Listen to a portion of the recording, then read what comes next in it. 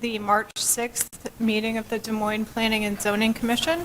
We're going to start this evening a little bit early with a presentation, so please go ahead. Thank you. Anupreet Minhas, Senior Planner with Development Services at the city, and part of the project management team that worked on the planning of the 2 new special investment districts that we are going to talk about today, along with staff from InvestESM and the consultant staff from CZB LLC.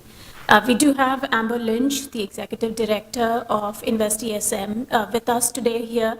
So if there are any specific InvestESM program-related questions that you may have, maybe she can jump in and plug in some of the information that I might not have a complete picture of.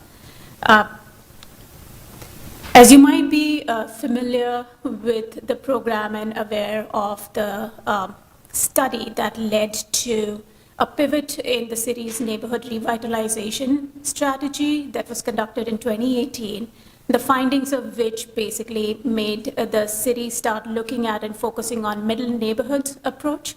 The study found that there's a lot of good stuff that had happened with the neighborhood revitalization program so far, and there was a lot of capacity with neighborhood associations. But there were also neighborhoods that were sort of spread across the spectrum of being super strong and also super distressed. And then a big chunk of the neighborhoods within the city that are sort of in the middle of that spectrum.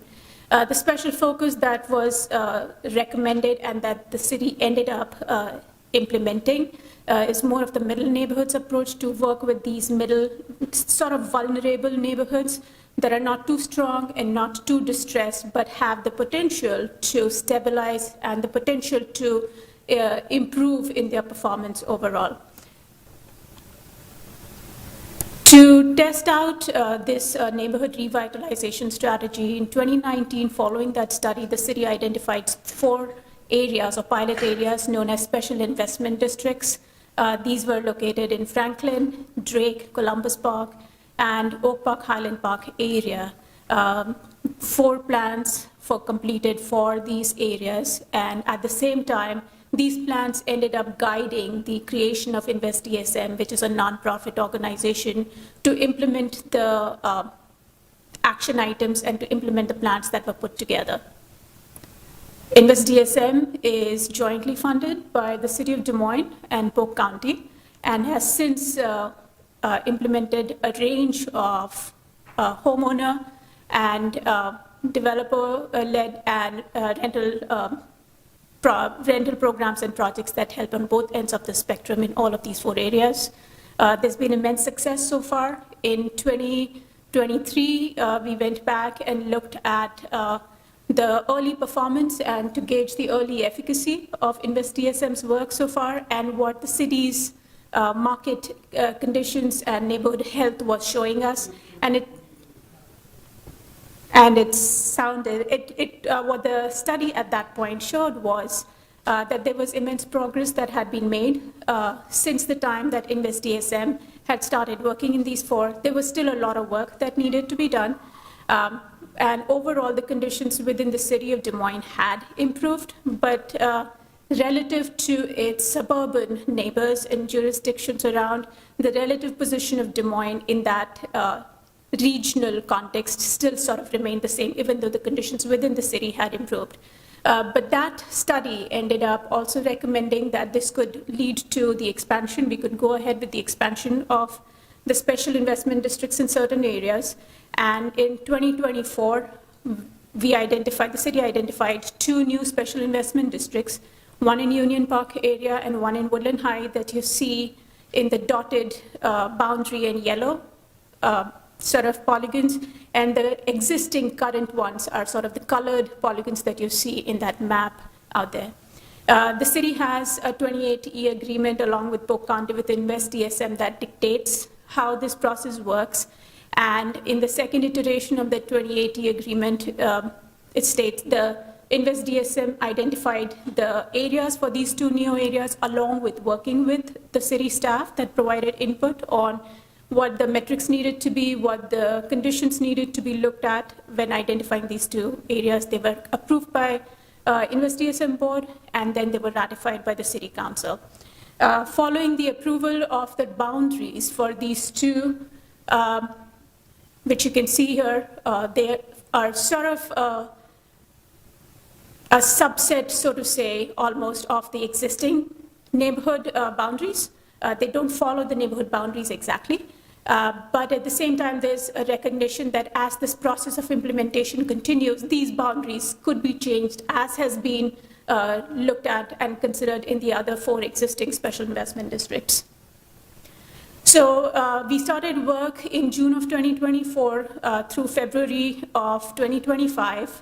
We are in the 9th month of this planning exercise. It was led by CZB and facilitated throughout the process with City and InvestDSM staff. We sent out an open call for volunteers to people within the special investment districts to apply for and be considered for steering committee. And the steering committee that was identified and worked with included residents, business owners, and other stakeholders, both homeowners as well as rental tenants living within the special investment districts. The entire planning exercise has been conducted in very close collaboration with this steering committee that has helped inform what's gone into the plan. From a public engagement perspective, the steering committee first met with city, with the project management team. We've had 5 steering committee meetings so far, and each of the steering committee also conducted what are known as kitchen table conversations with neighbors within the special investment district, where they were provided with input on what needed to be collected for information purposes. They reached out, identified people within the neighborhood, got together, had those conversations.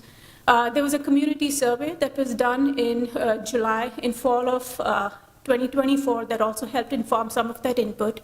And there were 2 open houses that have been conducted, one in fall and one in February in winter during one of our biggest snowstorms. The first one in fall. It was all an open house where people could come in, drop in, and look through information with staff on hand. And the first one collected information on what their input was for the desired changes or desired input for what they wanted the plan to look like. The February one, earlier last month, was sharing the draft plan along with seeking more input on some of the action items that are coming through.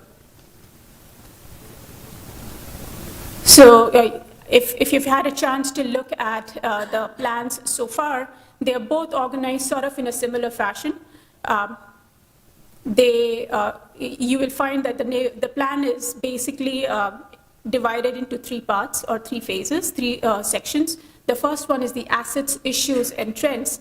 And this is, again, based on public input, both from the steering committee and the other public engagement mechanisms, identify what is working in the neighborhood, what are your assets that are worth preserving and leveraging, what are the biggest challenges that the neighborhood is seeing around that need to be worked on and be addressed. And then based on that, also we brought in a little more information on what the current conditions are in the neighborhood, both the physical conditions as well as the single family sort of scenario or overall housing scenario, to be specific, what are the neighborhood infrastructure related conditions and stuff like that.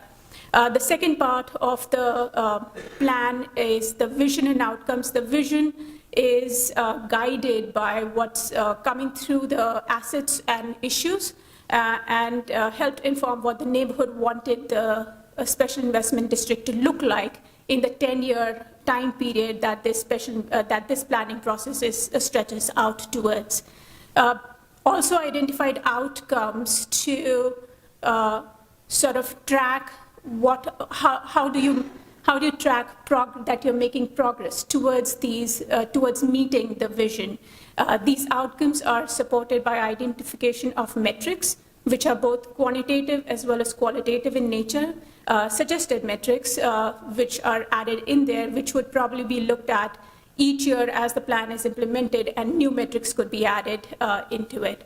And then finally, the third section is the action plan, which lays out a series of activities and projects that could be that are suggested to implement the plan and to make sure that it meets at least one, if not more, of the outcomes, along with identifying who the implementing partner is, what the timeline and tracking, what the timeline for that particular item is.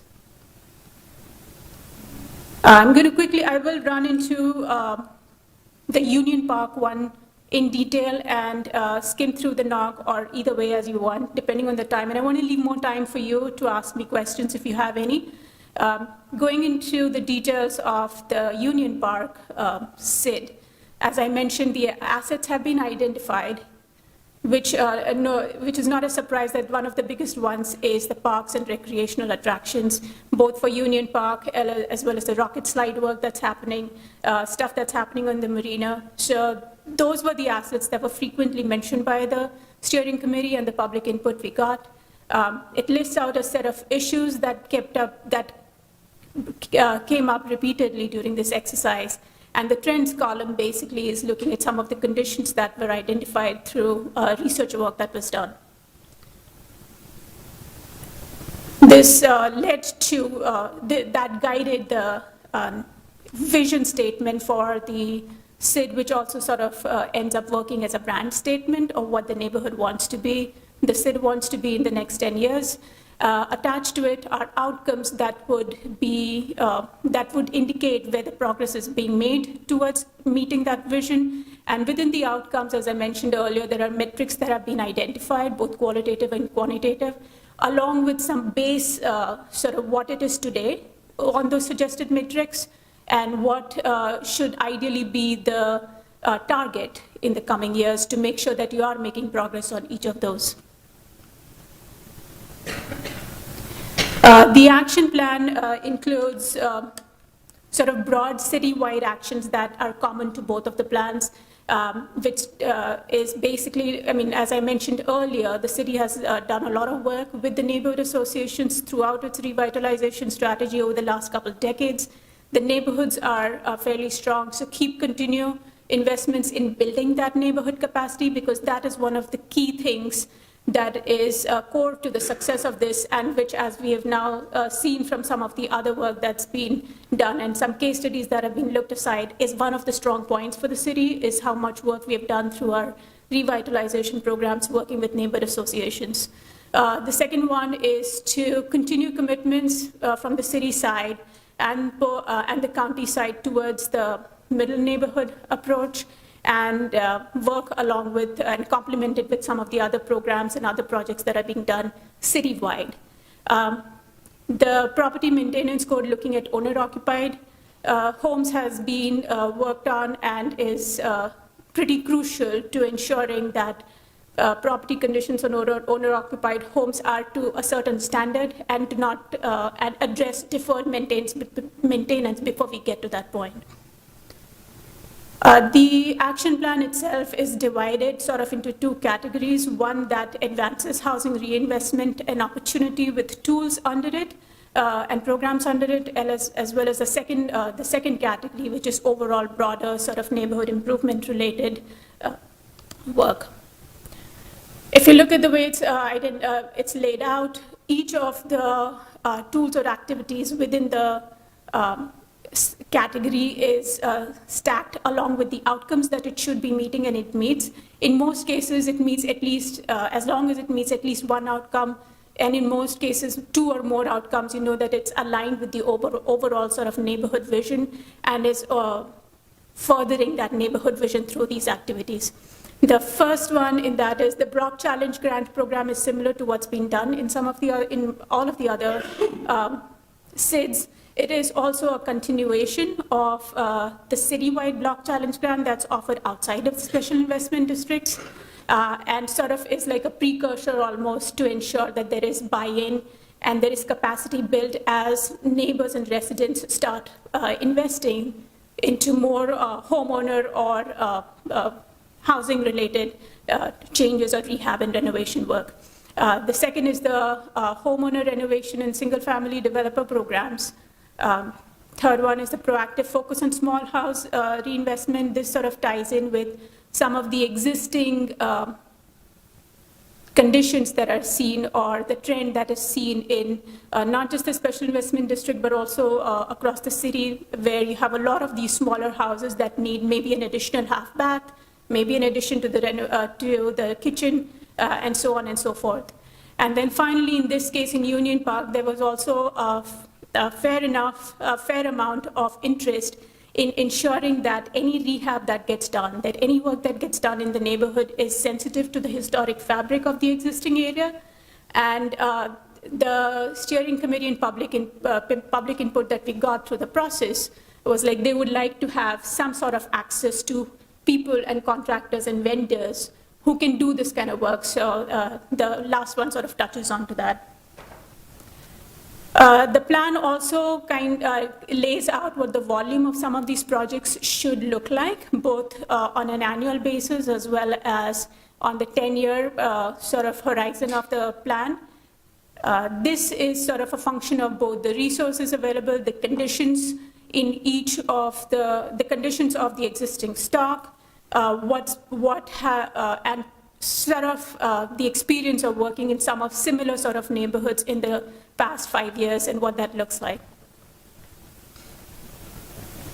The neighborhood improvement category includes more of like broad neighborhood improvement related action items that include everything from cleanups to making sure that the neighborhoods are cleaned up, the sidewalks and alleys are maintained.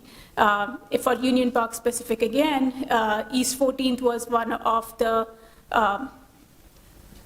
of the things that was mentioned over and over again in terms of the safety and the ease with which people go up and down as well as cross across. So looking at ways to make sure that that corridor remains safe and is more safer for cross pedestrian crossings as well. The DOT had completed a study on US 69, which the city has access to, and the city's been working on it as well. So there's a recommendation of looking at and bringing the recommendations coming in from that study to make sure how some of those improvements can be made. So that's sort of the broad outline on Union Park, and a similar outline you'll see with north of Grand and Woodland Heights. As I mentioned, both of these was steering committee driven. The North of Grand Woodland Heights steering committee clearly was much bigger because it includes both of those neighborhoods, and Union Park was fairly small, but both of them were very well attended, very engaged, providing the input that's needed that dictates what the assets and issues need to be on both of these, the vision that the neighborhood would want to meet in the 10 years of this planning horizon, the outcomes with specific metrics to track where the progress is being made in each of them, and then finally the action plan. The foundational principles remain the same, and then the action plan. In this case, I think there's a slight bit of difference in both of those in terms of the action activities that are listed. And volume-wise, clearly there's a difference in volume as well based on the size of the two SIDs. There are other, besides the special investment districts, just wanted to touch, there are other things that are being done outside as well. There are other planning processes that are going on. We have Plan DSM that continues to guide the overall sort of, continues to guide the overall policy direction for the city. Today's recommendation will be to adopt these two plans as elements of the Plan DSM comprehensive plan, which will be then approved by City Council. InvestDSM board met last week. They have reviewed and approved the plans. It's today in front of you to review and provide your recommendation. It will go to the council on the 24th of March. The implementation on the programs, at least a couple of those programs, start on May 1. And as it's rolled out based on capacity, based on resources, based on the input that we are getting, based on the interest that already seems to be like massive interest from both of these areas, those will be fleshed out and tweaked through the next coming months. With that, I'm going to stop here for a few minutes. We still have 10 minutes for questions, if you have any.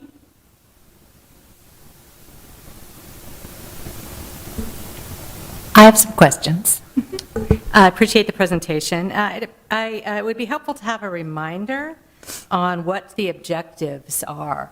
How is the city going to know that they've been successful?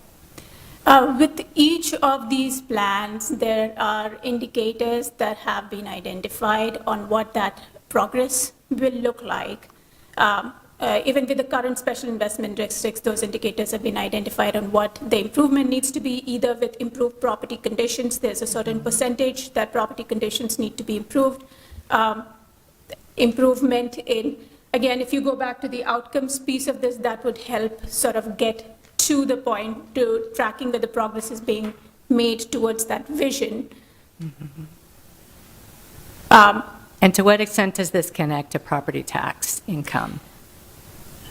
If you go, so even with the special current ones as well as the same ones, the chart that I do not have in here, which is on the plans that were shared with you, let me quickly. Think if you go to page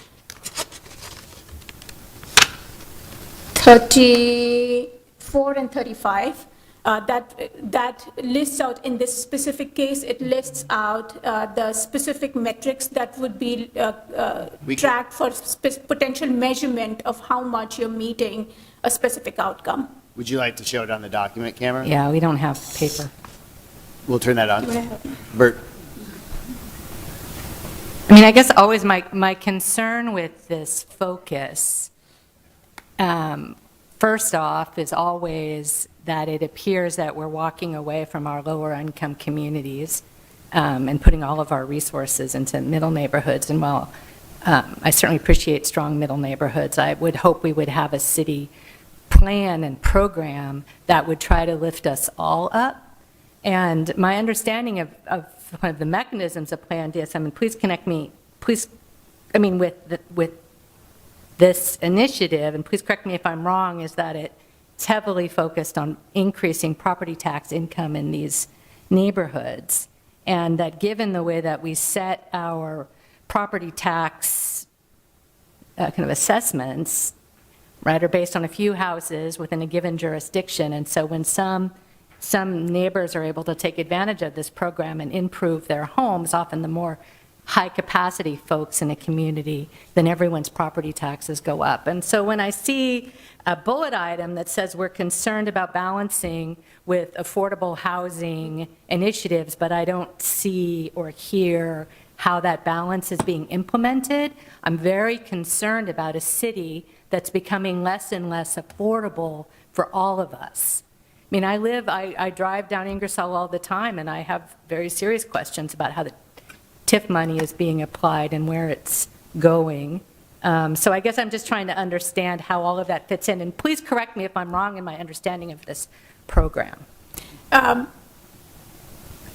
You are right in the piece where a piece of this, the intent of this is to improve property taxes, is to improve assessed valuation within the special investment districts, so as to lift up that tax base and provide the resources for overall, like to provide critical services for the city across the board.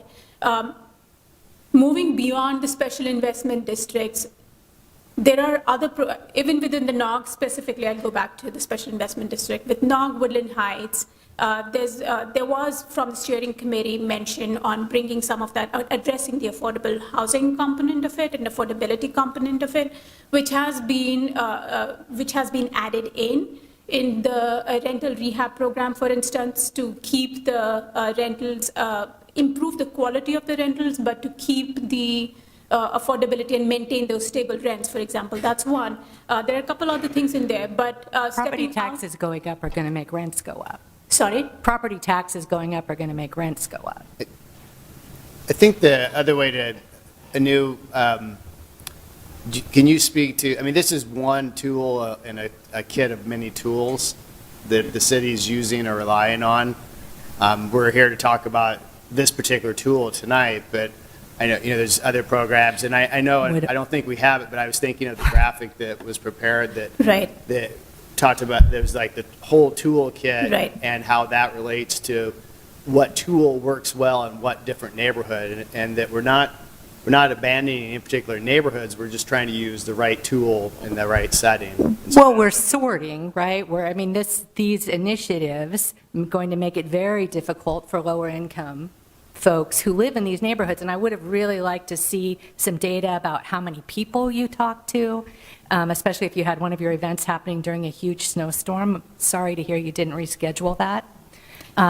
Doesn't demonstrate a commitment to engagement, but also, you know, I'm only seeing a focus on single-family development rather than multifamily development. I'd love to see some multifamily rehab in these neighborhoods. I mean, I want to know what we're doing as a city to keep our mixed neighborhoods mixed, right? And I don't see any of that here.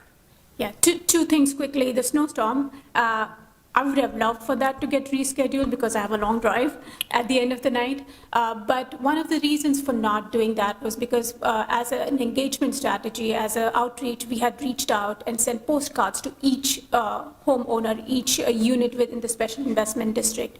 And at that short notice, it was not possible to send them another postcard or something to.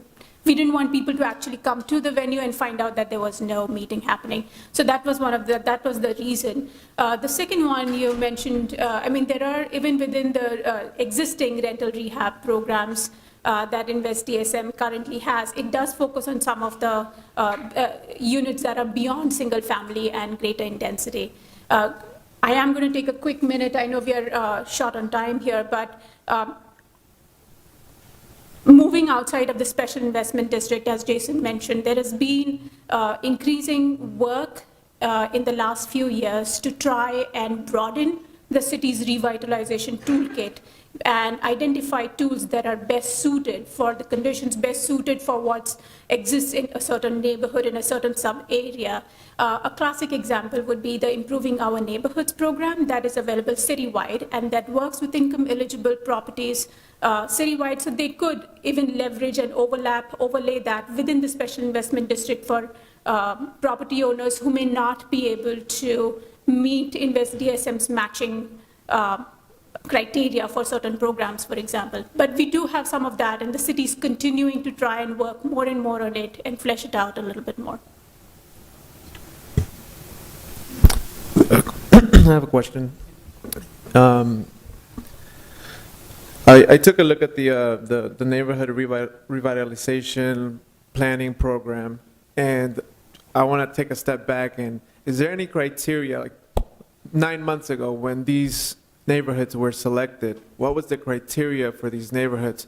Because when I look at the program, there seems to be a lot of houses that are in good condition and excellent condition within like the Woodland Heights neighborhood and the neighborhood next door.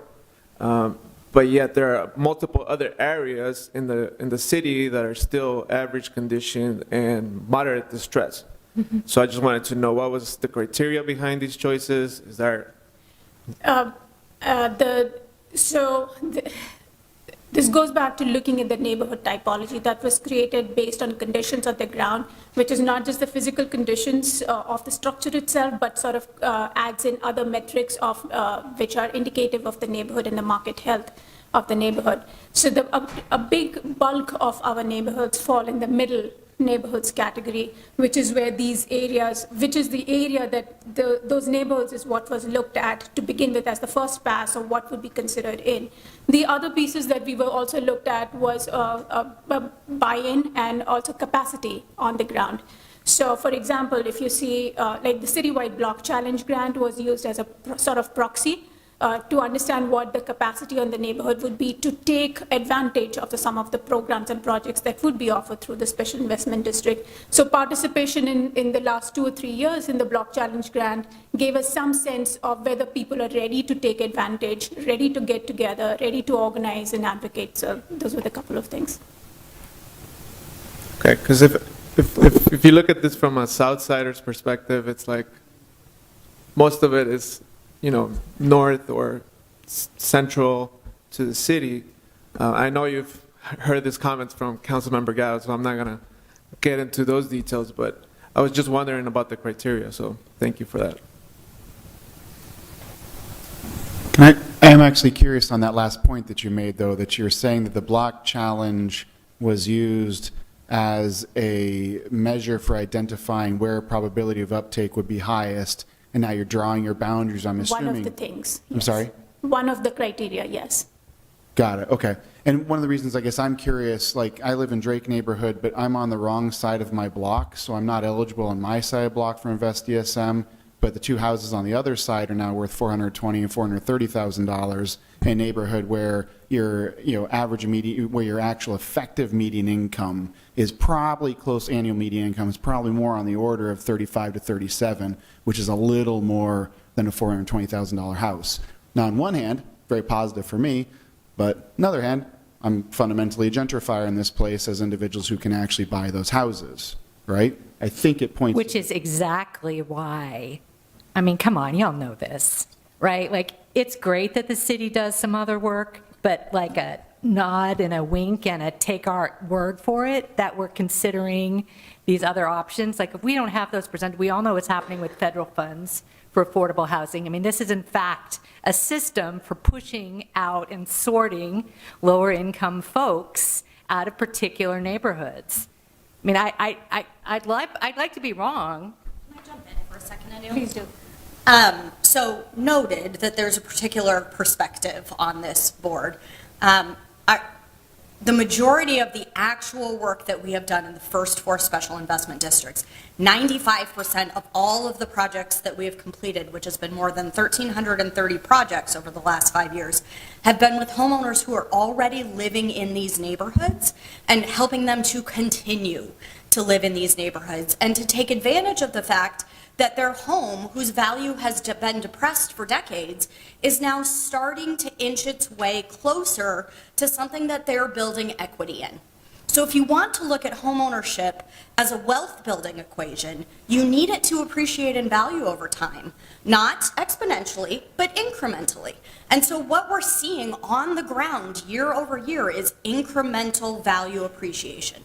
And yes, there are a handful of examples. We probably have a dozen projects a year across all 4 neighborhoods where it is a house that is going through a full gut renovation, and it took a substandard quality unit or set of units and has now replaced it with something that is listing for just under market value. We're still losing money on every single one of those projects. The reason why we try to keep that to a small subset of the projects that we do is exactly what you're talking about. If we did 100 of those a year, as opposed to the reverse, then we'd start to be in a gentrification situation. But those projects are actually really important to help the existing homeowners who are there get that incremental value appreciation so they have something to borrow against. I guess my original question that, hey, it's no problem. I love having you here. So I felt alone for years. However,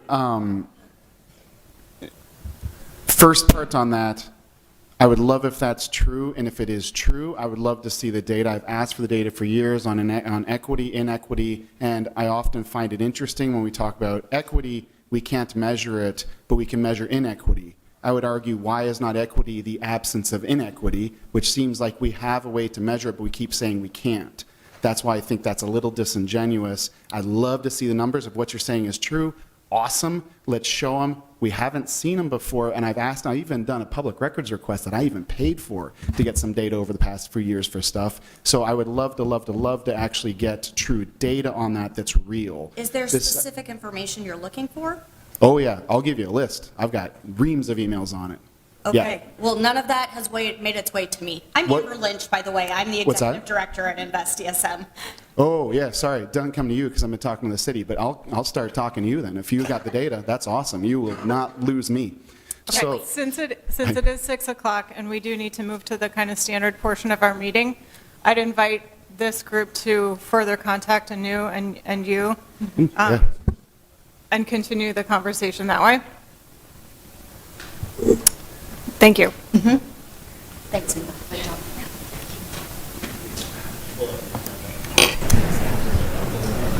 Okay, we will start our kind of standard portion of the meeting now. Welcome again to those who are just joining us to the March 6th meeting of the Des Moines Planning and Zoning Commission. I will first read the rules and procedures. The Plan and Zoning Commission is generally an advisory body to the City Council. The City Council will hold a public hearing and make the final decision on all matters before the Commission other than site plans and subdivision plats unless denials or conditional approvals thereof are appealed. 2, applicant will be given 10 minutes to present the request. Proponents and then opponents from the public are then allowed to speak in that order, with each speaker allowed a maximum of 5 minutes. The applicant is then allowed 5 minutes of rebuttal. The hearing will then be closed and the commission will discuss and vote on the issue. All comments are to be germane to the item under consideration, and speakers are to maintain a courteous manner. Items listed on the consent portion of the agenda will not be individually discussed and will be considered for approval in accordance with the recommendation of the staff report unless an individual present or a member of the commission requests that the item be removed from the consent agenda and considered separately under the public hearing agenda. First, could we have a motion to approve the minutes from our last meeting? I'll move approval. All in favor, please raise your right hand.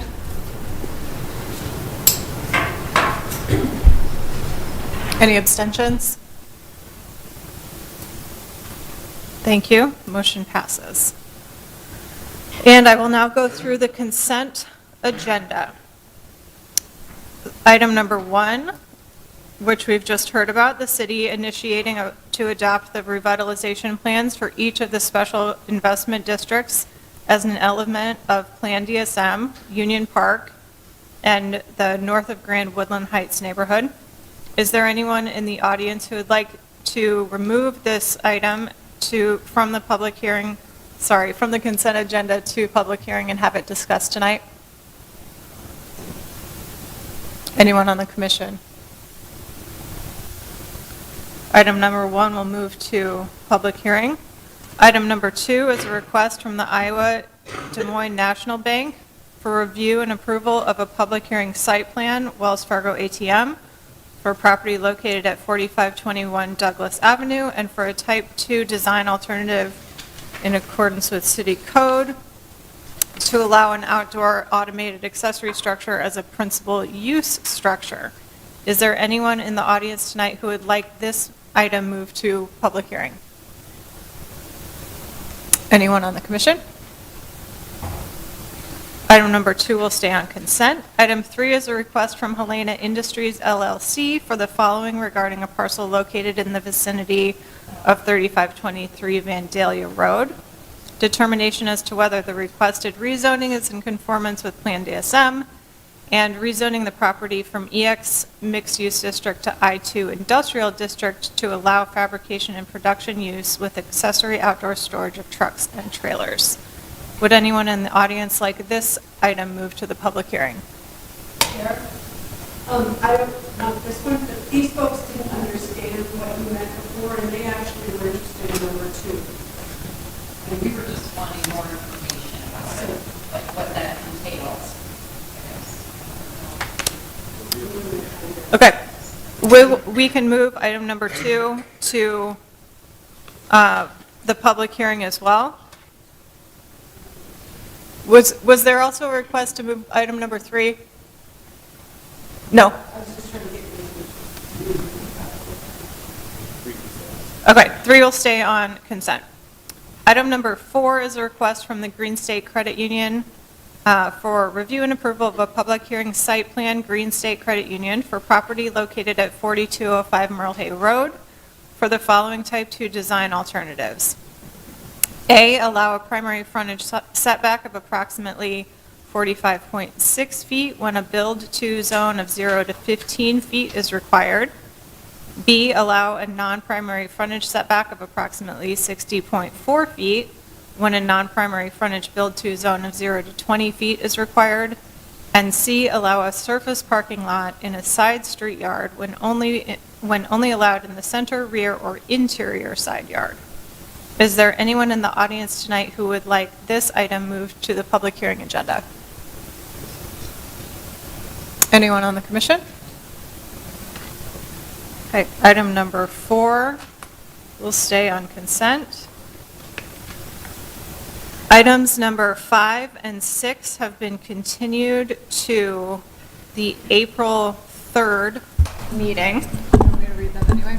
No, I mean, they can, there's an updated staff report that went out supporting the applicant's request. So they can stay on the consent agenda, but go ahead and read them just to make sure everybody understands. But we don't need a separate motion to continue them. They can just be a part of the consent motion. Sounds good. Item number 5 is a request from United Properties Investment Company, LC, regarding approximately 50.42 acres of property, including multiple parcels located at the vicinity of Echo Valley Drive and Golf House Drive intersection for the following: determination as to whether the requested PUD amendment is in conformance with Plan DSM, amend Plan DSM to revise the future land use classification for portions of the property from community mixed use, parks and open space, and development control zone to community mixed use and development control zone. C, review and approval of the first amendment to the United Properties Echo Valley PUD conceptual plan to allow the development of new residential and commercial uses.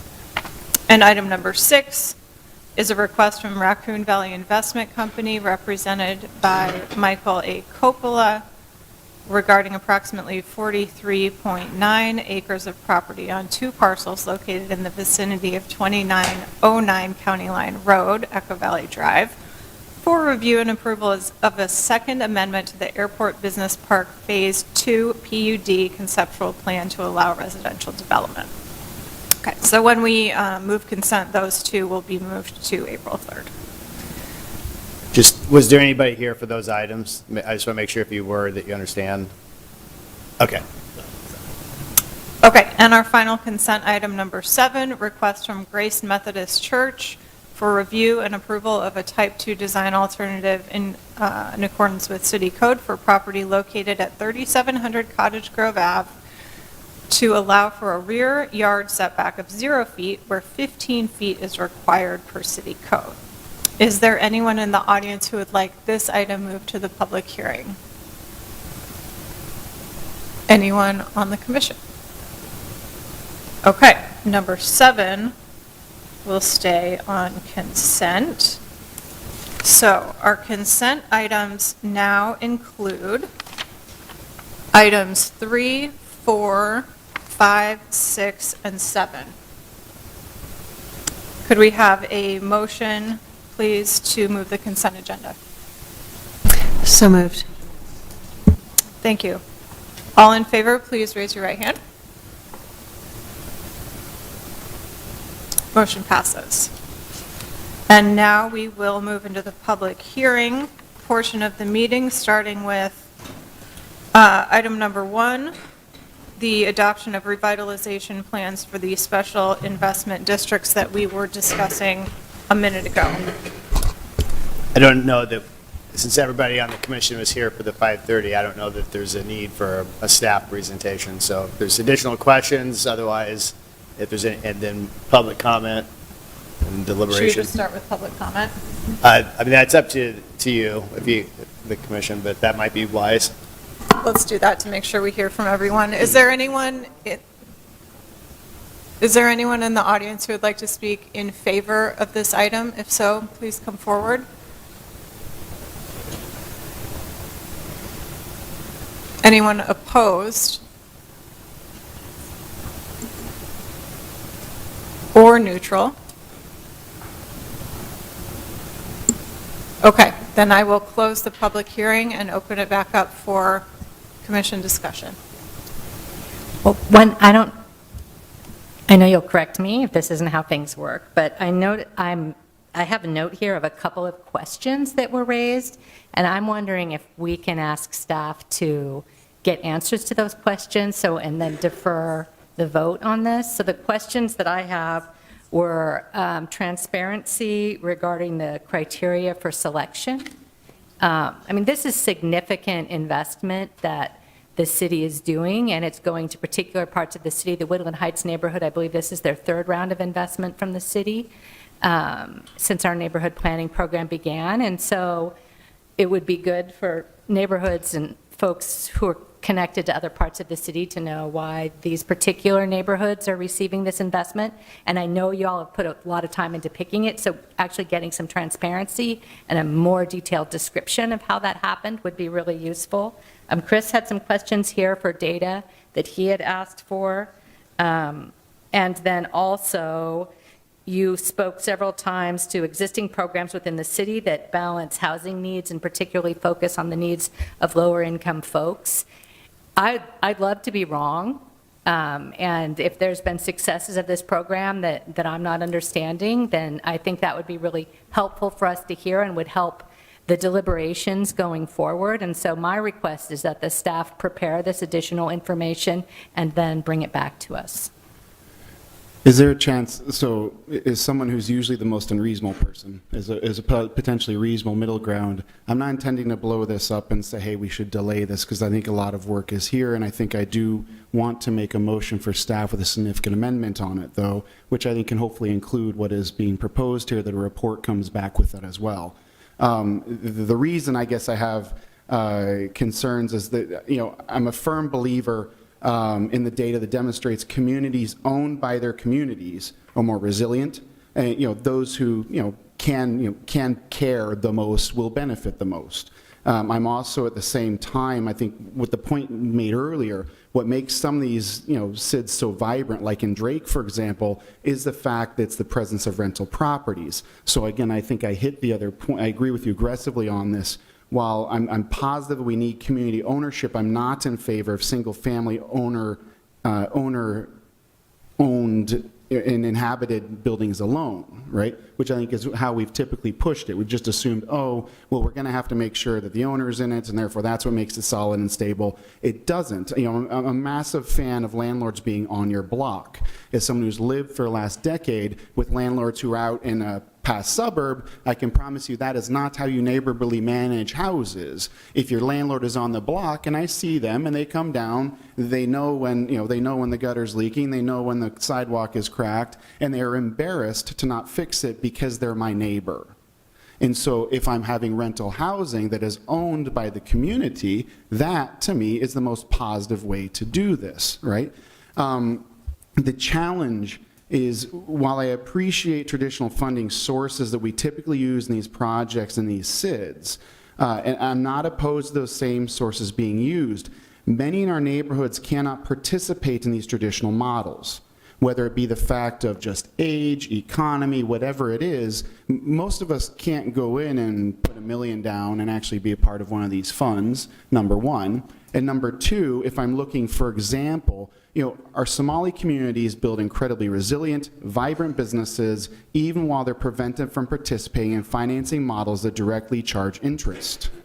All these models charge interest. We are eliminating our most stable, innovative communities and their financing tools because of something as dumb as interest. And I don't think we've thought about this before. I mean, maybe we have. I know that we have in the state.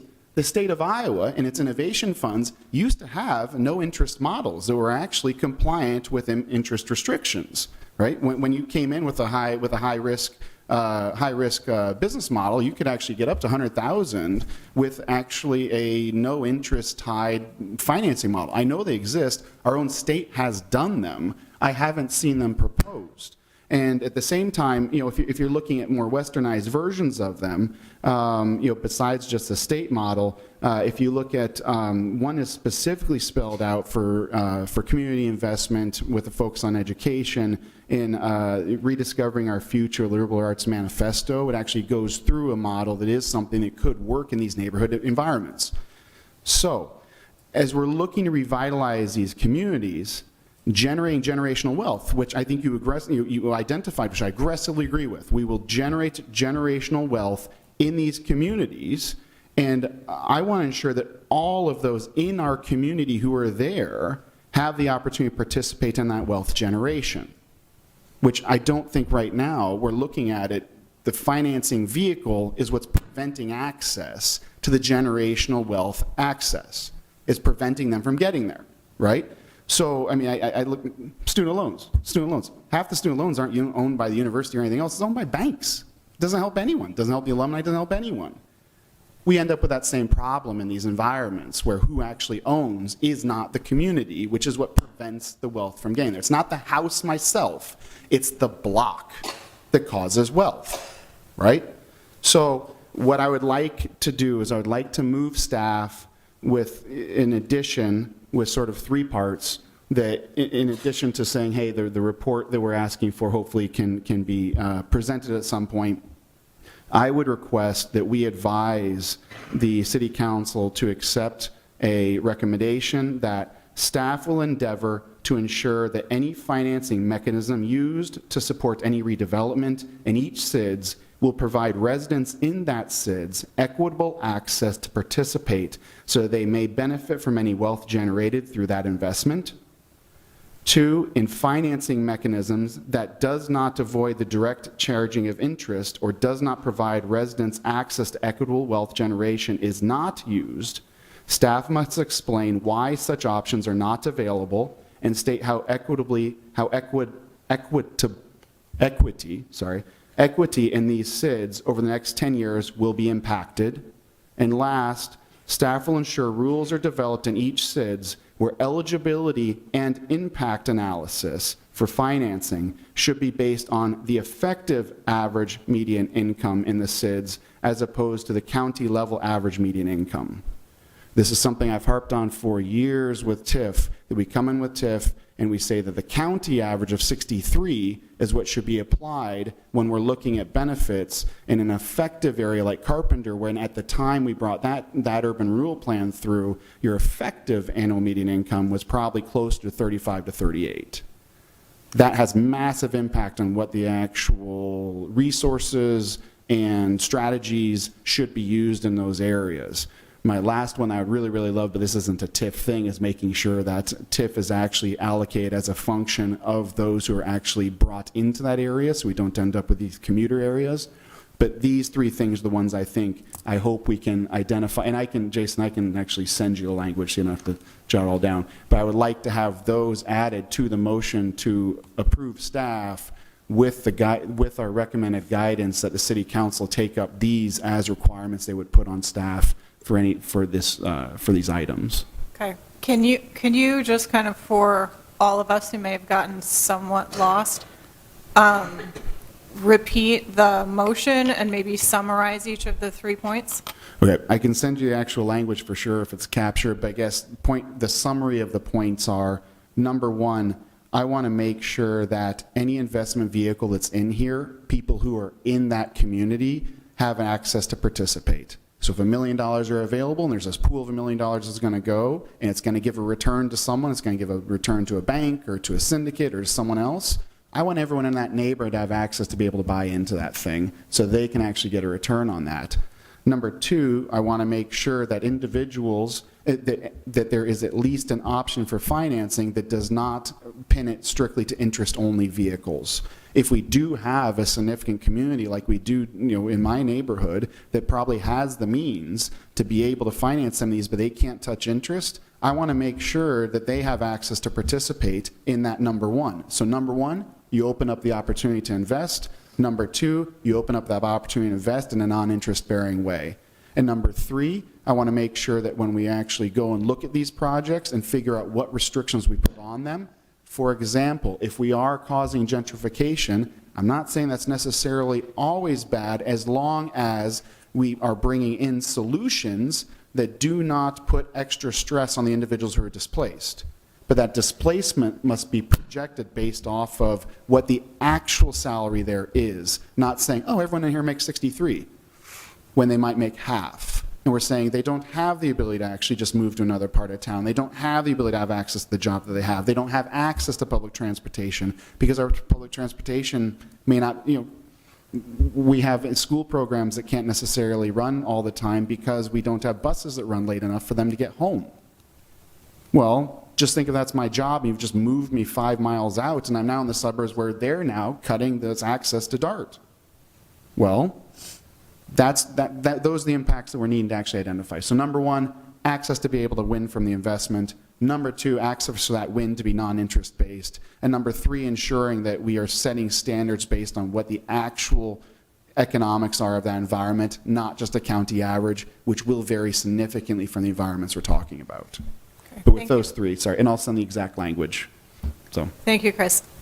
Okay, we have a motion on the floor. Is there any discussion on the motion?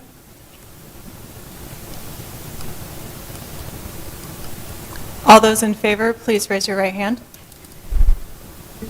So what exactly is the motion? The amendments or on the whole thing? I'm not sure which part we're voting on. I don't need the repeat of Chris's points, I just need to, The motion is that you're forwarding a recommendation of approval, to add these as an element of Plan DSM, and then Chris has included in his motion is 3 points. And my 3 points aren't saying that you have to have this. We're saying that you have to look at it. We have to actually make sure, because again, we're an advisory board. We have no power anymore. The point is, we're actually telling City Council, you must consider these 3 things in this piece if you're going to actually keep running this forward. So, I guess another. Okay, so Oh, I'm sorry, go ahead. all those in favor, please raise your right hand. Opposed? Okay. Okay, the motion fails. Is there another motion that someone would like to bring? I'll move staff. Just regular staff. Okay, any discussion on that motion? All those in favor, please raise your hand. well, there's a button up for discussion. Sorry, go ahead. I guess I just was curious on hearing people's perspective. I've been feeling comfortable sharing mine, and I would love to hear with the motion or other folks on your mind. I mean, we're an advisory council, it's hard to do that if we don't talk.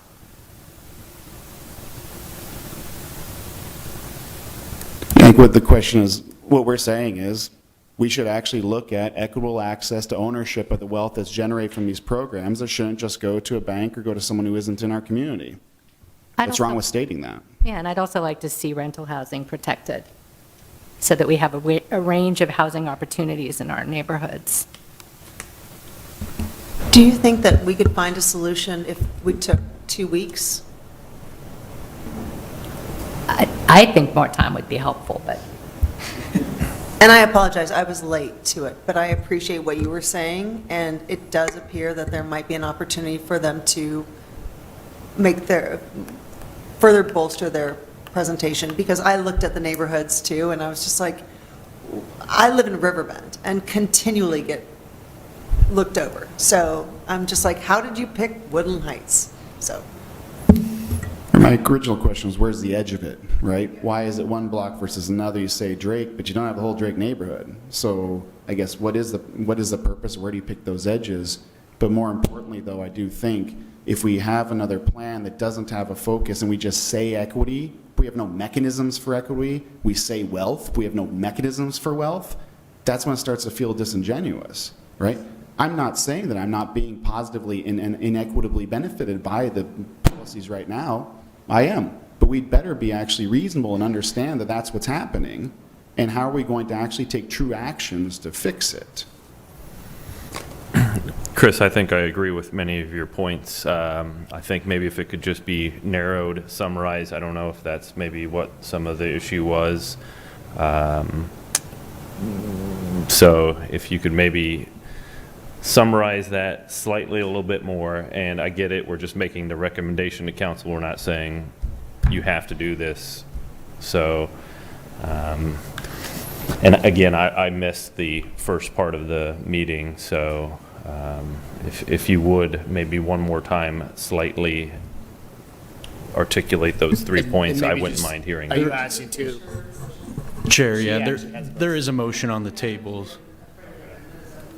Wait, so I think what you're saying is, can we have a friendly amendment that only has 3 sentences instead of 5 paragraphs? Carol, that is not fair. The summary was longer. I've been cut off after 3 sentences before. But Yes, I will support your. But yeah. well, I know it's not easy to do right. oh no, I think the summary is that I think we're moving staff as long as, number one, mechanisms for equitable access to investment are given to the community. Number two, those investments are looked at to have non-interest bearing options. And number 3, our calculation of investment will be based off of real-time economics of the community, not state or county averages. Those are 3 main points, I believe. Emily, do you accept those? If this is not a mandate, it is just guidance for city council. If that's what it is, I can accept it. I worry earnestly about whether or not they're going to care about this enough to take our recommendation. But we can add it on. That's fine. I'll accept. I aggressively agree that they may not pay attention to it, but we do not ever change anything by remaining silent on the topic, right? And I agree. Will it get thrown away? Yeah, it'll get thrown away. Most of the stuff I say here gets thrown away. However, the point is, if we don't state it, our intention and where we're wanting to go won't be known, and we won't get a better iterative outcome next time. Because this looks a lot like every other plan we've seen. Every TIF plan is cut and paste. We need to stop doing that. That's my point is, yes, just guidance, not a mandate. We can't do anything anyway. But we shouldn't just be silent on it, because we know this is a better way, there is a better way to do it. Well, especially when we're an advisory body, so we got to at least say it, right? Okay, let's vote on the current motion. All those in favor? please raise your right Chair, hand. just for clarification, it is with the motion with the friendly amendment. I just want to That's correct. clarify, correct? Is that the Yes, motion on the the table? motion Okay. with the friendly amendment of Okay, the 3 I just want to points. clarify it for all That's right. individuals. All in favor, please raise your right hand.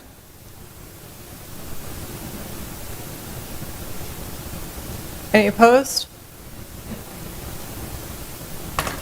The motion passes. And we will move to item number 2. This is a request from Iowa Des Moines National Bank, and Jillian is going to present this item.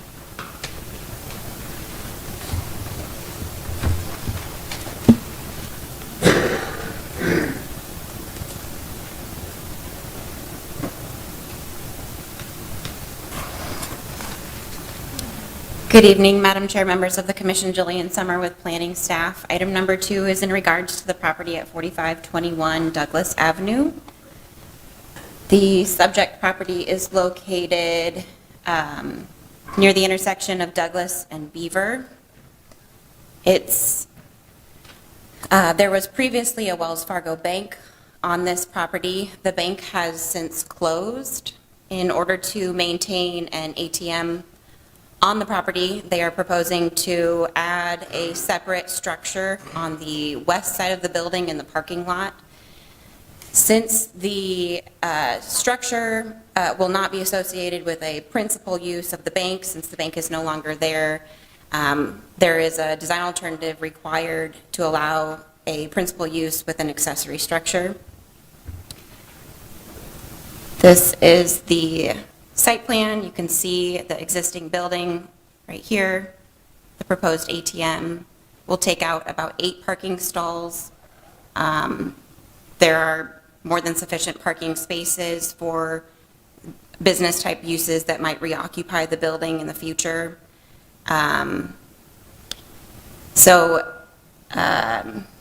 The ATM has a small little canopy. You can kind of see a picture of what it would look like here.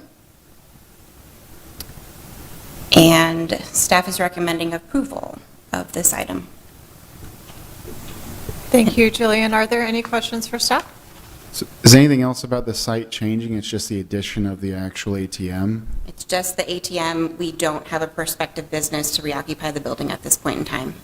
Okay, because I think that it's still posted up for lease or for sale right now, isn't it? Correct. Okay, and then so is the intent that once this goes up, the same driveway configuration will still remain, even if the building goes, or how does that work? At this point, it would remain the same.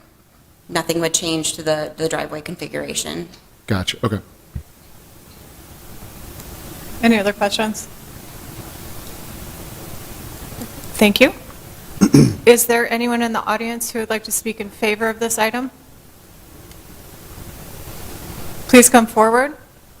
State your name, address, and you've got up to 5 minutes, and Chair, please sign in on that white paper. Did we when ask you're for the done. applicant at all, or? Oh, Yeah. sorry.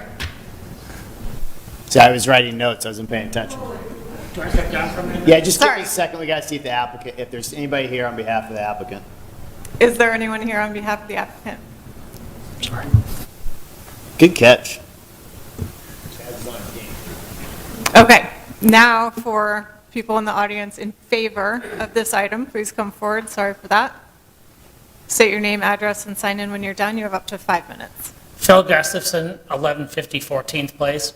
I just want to say I'm here for a different item, but I'm a Wells Fargo, I bank with them, and I'm super in support of it. It was really inconvenient when I came one day and all of a sudden you can't use the ATM, can't use none of it. They want to sell the building to someone else, sure, but it'd be super convenient to have the ATM back, you know, frequent ATMs around town. I think we all know how convenient that is, so I'm definitely in support of this item. Thanks. Thank you. Is there anyone else in the audience in support of this item? Anyone opposed? I was going to speak in support. No, it's a different, it's a different item. I spoke up on something right away. Getting his money for everybody. That's right. Anyone neutral? Please come forward. You know the routine. Name, address, sign in when you're done. You have up to 5 minutes. Hi, Carol Maher. I live in downtown Des Moines. It's a little disappointing that the applicant isn't here because I would have asked if this ATM will be able to be used for walk-up customers and those people that may not be driving but using a bike to come there. Because typically drive-up ATMs are hostile to users that are not in a car. So I was hoping that this would be more forgiving. Thank you. Thank you. Anyone else from the audience who would like to speak? And since the applicant is not here, we won't have a rebuttal, and I'll close the public hearing. Open it up to commissioners for discussion and motions. I move staff. Were there people here that had questions? They pulled off. They pulled it off, right? Yes. Did you? Oh, have we? We've already. closed the hearing, but are they allowed to come up? Yeah, they're allowed to answer questions if they have questions. It was just a question, not really one way or the other. It was just more, I guess we were just wondering, so the building is still going to go for sale, I guess, is still up for lease, we confirmed. And then if the building sells, does this stay no matter what? So like whoever is purchasing it would have to go by the, like would have this on the property then going forward? That is possible. It is possible that it could, you know, sell. There's actually 2 property lines. This is on a separate parcel from the building even. So, but they would have to go through a site plan process if they're going to make any changes. So we'll have the opportunity to kind of make sure that it all flows together good. I'm sure there also is cross-access easements that will, you know, are there recorded, giving both parcels rights. So. Okay. Before you go, could you state your name and address kind of for our records and then sign in on that white paper before you I'm go? Carolyn Reardon. You want our home address, 2318 Northwest 75th Avenue in Ankeny. We are business owners in the area, so we were just curious on how things were going to be set up there, because with the building empty, you know, as far as it just still the property being maintained, I guess, because there have been some issues with graffiti and different, just like the property itself being maintained. So we were just kind of wanting to make sure that that still occurred. Thank you. Thanks. Okay, we do have a motion to move staff. All in favor, please raise your right hand.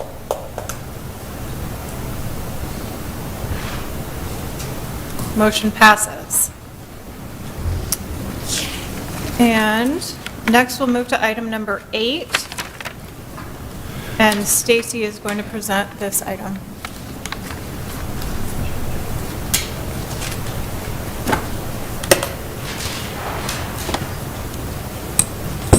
Chair and members of the Commission, Stacy Hanley, Urban Designer with the City of Des Moines.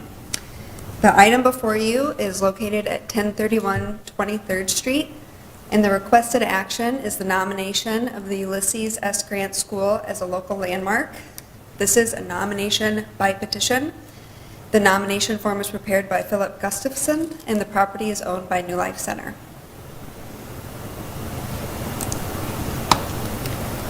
This is an aerial of the subject property. You can see the original school building under discussion is located here.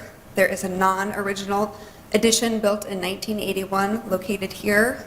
It's surrounded by single family. Drake Park is to the west, and the Interstate and Cottage Grove to the south. I'm going to share a few slides of the Sanborn maps. These are the Sanborn Fire Insurance maps. We use them when we're looking at historical applications such as this to see the evolution of the site through the years. So I'm going to walk you through a series of 4 of these that we used in our analysis. This was 1901. The building was constructed approximately 1885, and there were a series of additions put on the school.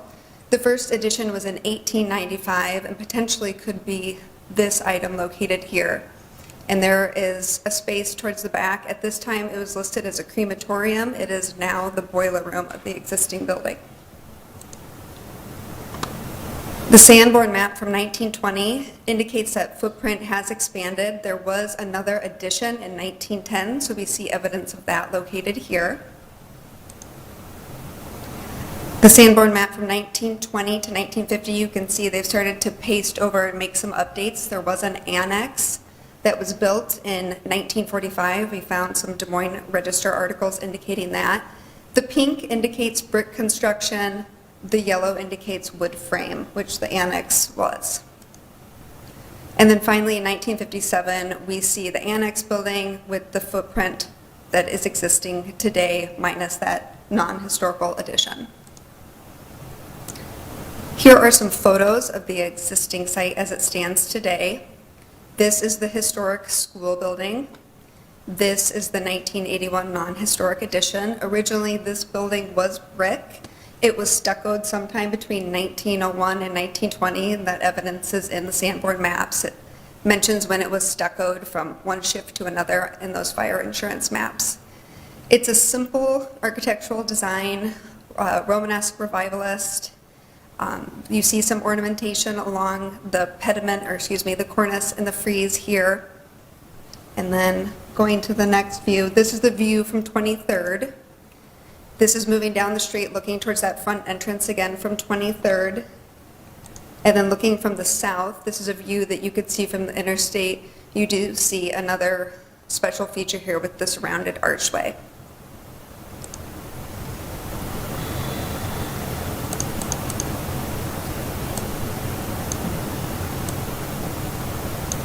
I'm going to move through a few of these images and clips from the Des Moines Register and some research. So this was Grant School under construction, talking about when the land was purchased for the school in May of 1886. Construction of the additions. So this is that annex building that was starting to appear in the between 1920 and 1950 Sanborns. It was constructed in 1947. There was a lot of expansion of this schoolhouse because there was a lot of demand for increased schooling as this neighborhood was established and the city expanded westward.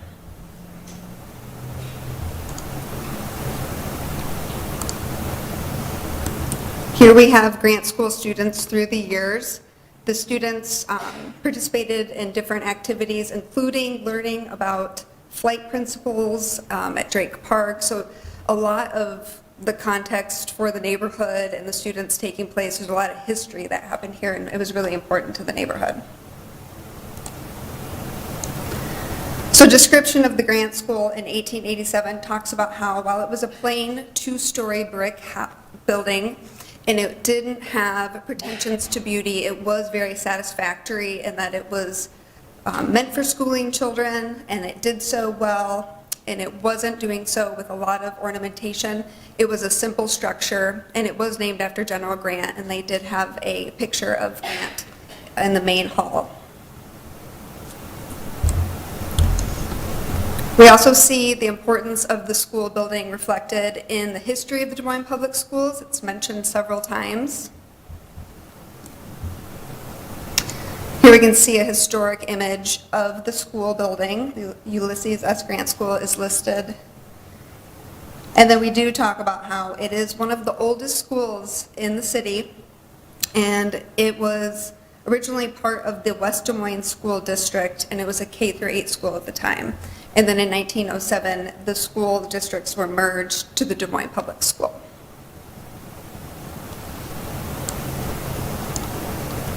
I do want to note, on February 19th, the Historic Preservation Commission reviewed the proposed nomination and voted to support its designation as a local landmark.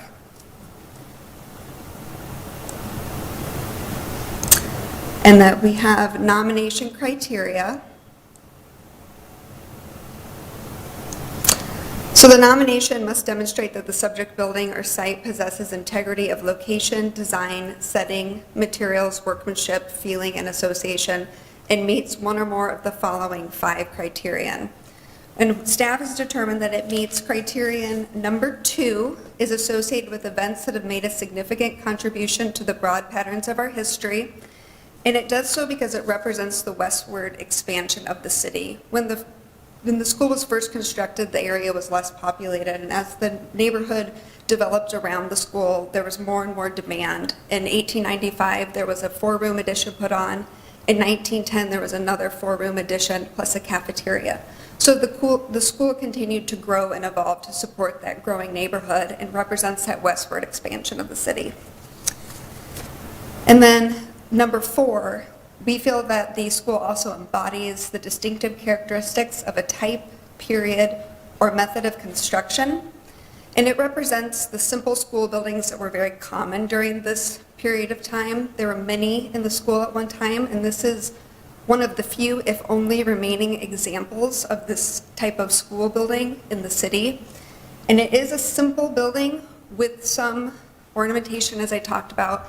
And it's simple by purpose that the educational philosophy at that time much reflected the thought that schools were like a factory that was very popular at the time. Schools should be efficient and produce students like a factory would produce materials. So the buildings reflected that with its simple form. But there was also a lot of pride. The city had a lot of pride in its schools. This is a quote from the Register at that time.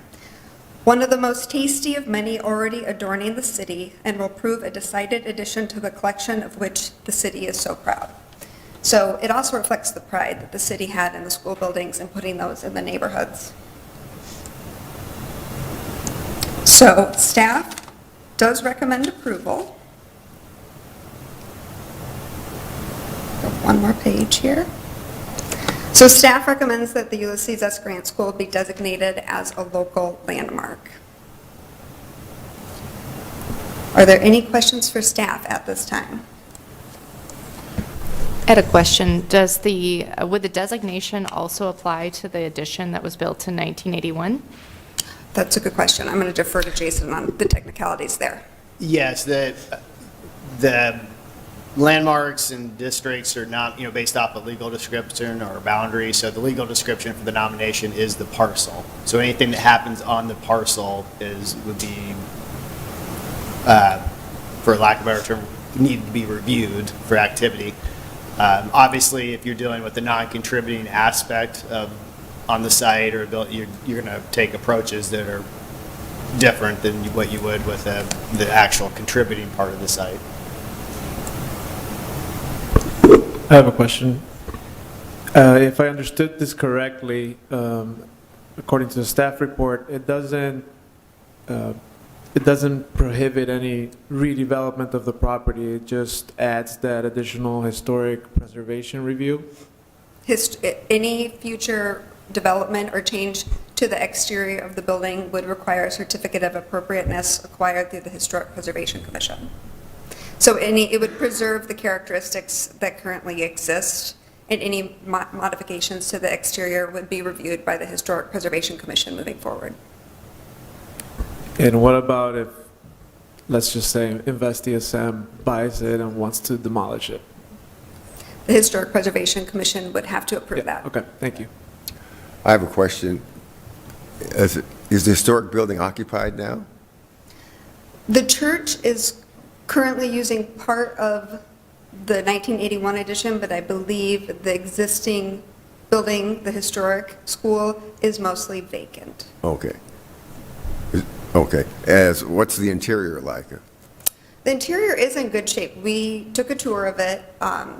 There's some areas, the boiler is currently not working, so there are some HVAC concerns that need to get rectified to maintain the integrity of the interior long-term. But right now, the interior is in good shape and still has quite a bit of historic integrity on the interior as well as the exterior. There are some, initial signs of some water penetration in the roof, but it's at a point still where it can be easily intervened. I've been through a lot worse.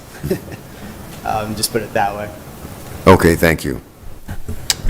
Stacy, I got a question. I'm going to ask a dumb question, but I am assuming the owner is in favor of this being placed on. Is this correct?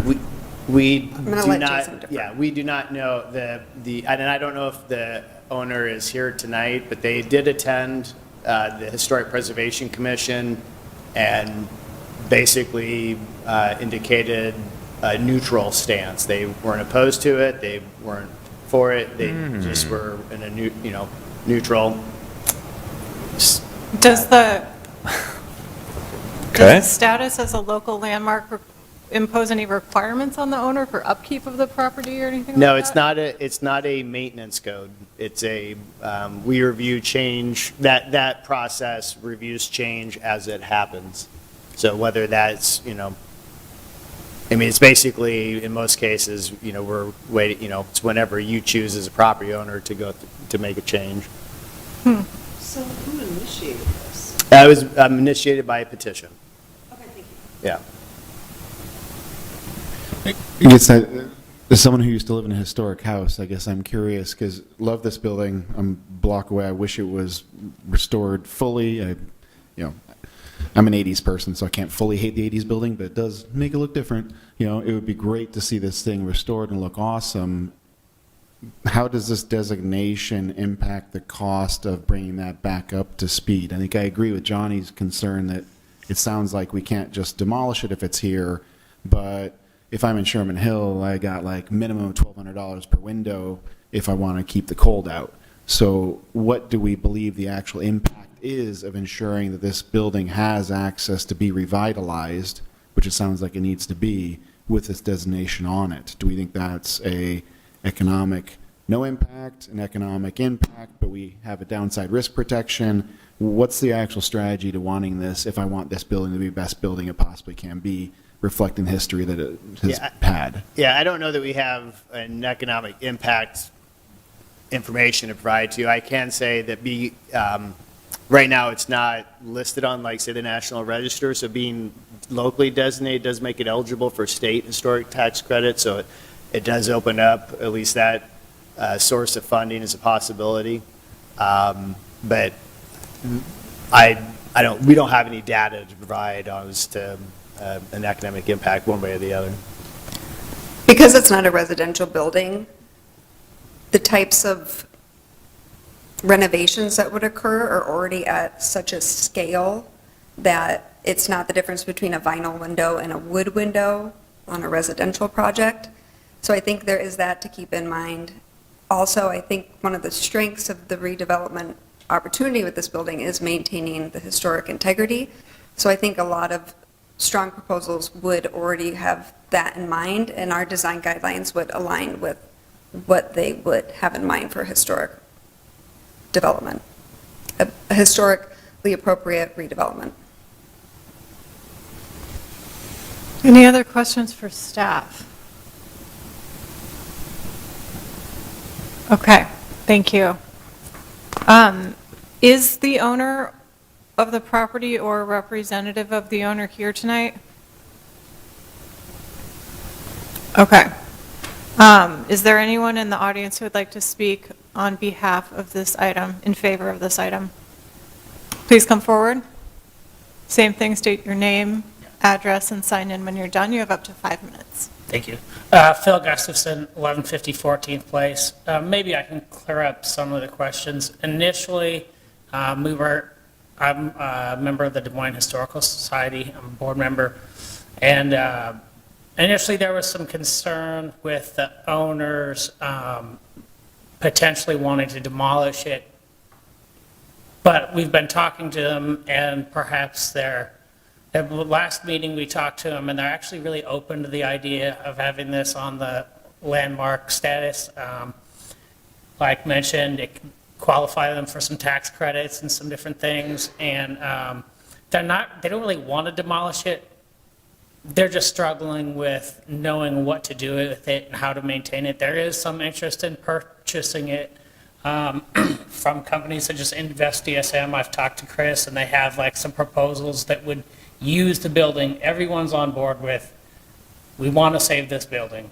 The proposal one proposal I saw would turn it into multifamily housing, which would really match, I think, some of the Invest DSM goals, of the area. And it would also enable to maintain its historic quality. The main issue, like I stated, is the boiler and the HVAC issue.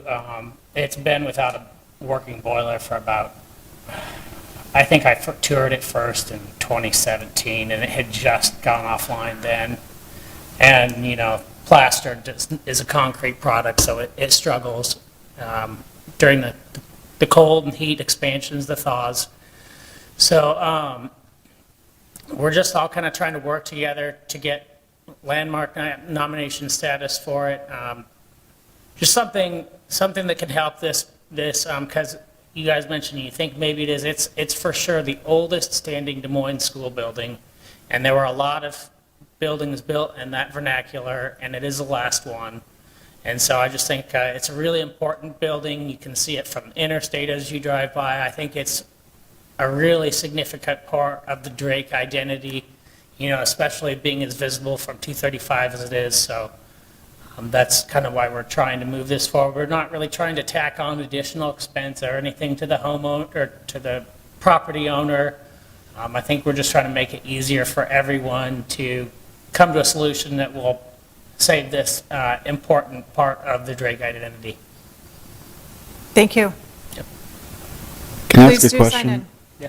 Can I ask a question? Is the 1981 extension separable but still usable, or? Yeah, we discussed that after the last meeting, kind of for the first time. We're like, is it possible to do that? Yeah, it actually is possible to separate that onto a separate parcel. They are attached, but you see all sorts of buildings downtown that are attached. It's on its own water. It has a separate water and sewage. The only thing that would need to be separated would be, of course, the legal lot and the power to make that a possibility, which, are all things that could be done reasonably.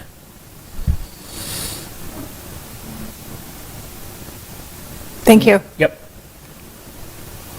Is there anyone else in the audience who'd like to speak in favor of this item? Please come forward, state your name, address, and sign in when you're done. You have up to 5 minutes. I will step up at the right time now, so sorry about earlier, I just got here. My name's David Barzin, 420 51st Street. I am president of the Des Moines Historical Society and have been for about 9 years. Restored a lot of properties all around Des Moines, mainly Union Park heavily, but looking at the old school buildings, we've tried to do tours of most of them over the years, and there's a lot of the really cool older ones have been torn down, unfortunately, once they quit being used as a school.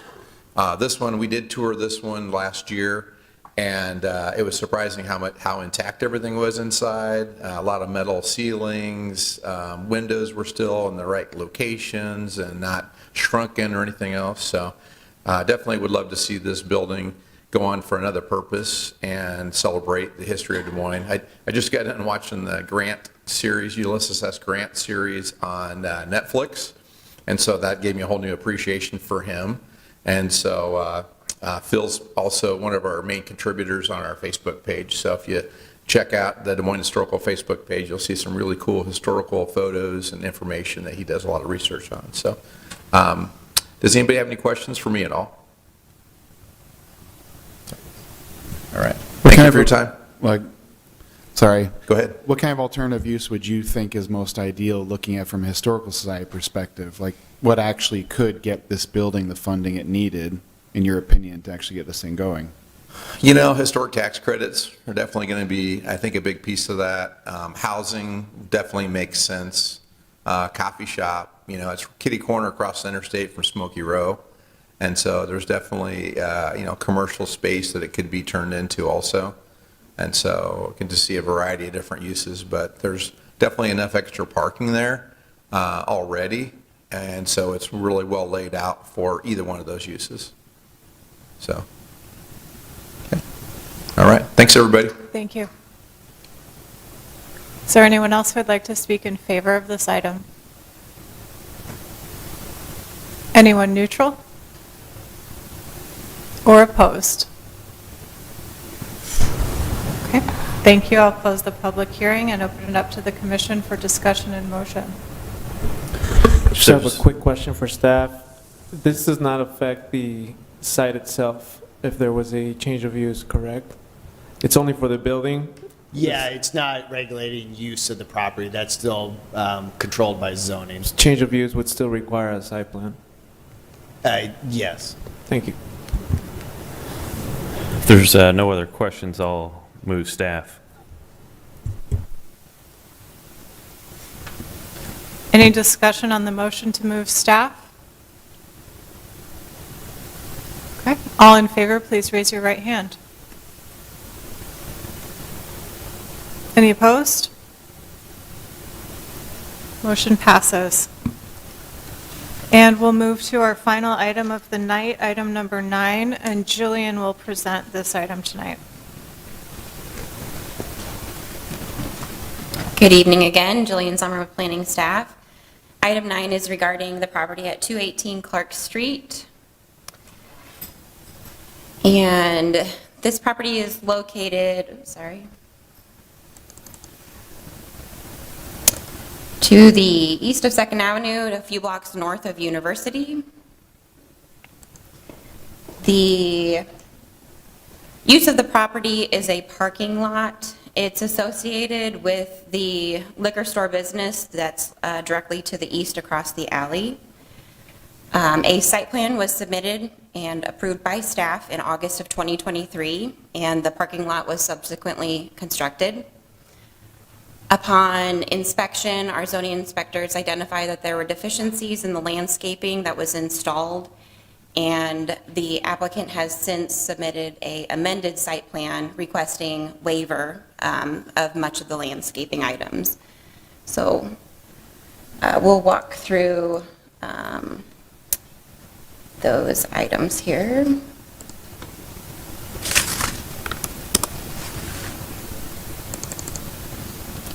The first landscaping requirement is regarding street trees. The city code requires street trees in the right-of-way at 30 foot on center on all public streets. The applicant would be required to have 2 street trees along 2nd Place and 3 street trees along Clark Street. This is the landscaping plan that's been submitted. There's an existing mature tree on 2nd Place that's quite large, quite a big canopy, and there's also a stop sign at the corner of 2nd Place. Staff is in agreement that 1 street tree along 2nd Place would be acceptable given the size of that street tree and the proximity to the stop sign that would create vision clearance issues. The applicant is requesting still waiver of all 3 street trees along Clark Street, and staff is not supportive of this. The next item is in regards to the fence frontage buffer. A parking lot is typically required to have a 7-foot paving setback with green space that would include a 3-foot tall ornamental metal fence, trees at 40 foot on center, and a continuous row of shrubs at 3 feet on center. This site would need a total of 53 shrubs and 5 shade trees. The applicant is proposing to waive the fence which staff is supportive of on this property. The surrounding area to the north and south and to the west is generally residential in nature. Because of that, we think it's reasonable to waive the fence on this type of a property. They are also requesting to reduce the number of trees. They are proposing 3 trees along Clark Street within the frontage buffer, shade trees, and 2 ornamental trees along the west property line. Staff is supportive of allowing the shade trees as proposed. However, we are not supportive of reducing the shrubs. With the waiver of the fence, we feel that the shrub quantity should be implemented as required by the code. The next landscaping requirement is regarding the buffer. There is an adjacent property to the south that is a single-family home. The code would require, this property is zoned I-1 industrial. The code would require a heavy buffer adjacent to a single-family residential use. A heavy buffer typically would consist of a 6-foot-tall privacy fence, shade trees, 2 shade trees, 3 evergreens, and 3 ornamental trees per 100 lineal feet. So that equates to 3 shade trees,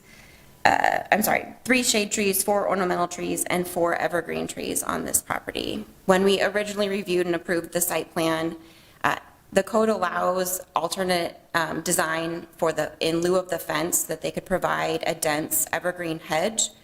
Staff was supportive of this. The original site plan showed 10 dwarf evergreen trees, 12 evergreen shrubs, and 4 shade trees. And that was what was approved on the original site plan. The new site plan is a reduction. The 4 shade trees are still shown. Those were installed. But the dwarf evergreen trees would be reduced to 6 from 10, and the shrubs would be reduced to 6 from 12. So staff is not supportive of this design alternative. We would support our original plan, meeting the original heavy buffer. The next item is interior parking lot landscaping. They're required to have 2 interior parking lot islands with 2 shade trees. They are proposing the 2 islands, but no shade trees. Staff is supportive of waiving the tree in the northeast island, this one here, because there's a sidewalk connection and it has a limited planting space, but we do believe that the tree in the southeast island should be provided. And then the last item is in regard to the planting bed material. The original site plan showed hardwood mulch in the planting beds, as is required by code. The code allows mulch but not rock. The applicant and the property owner has installed rock within the planting beds.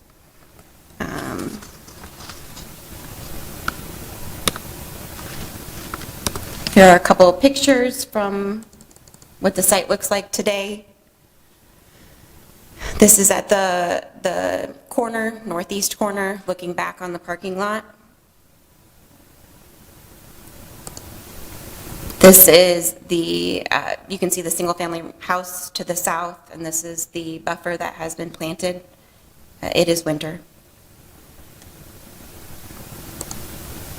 And then you can kind of see in this picture that big shade tree on Second Place, just giving some context to the site.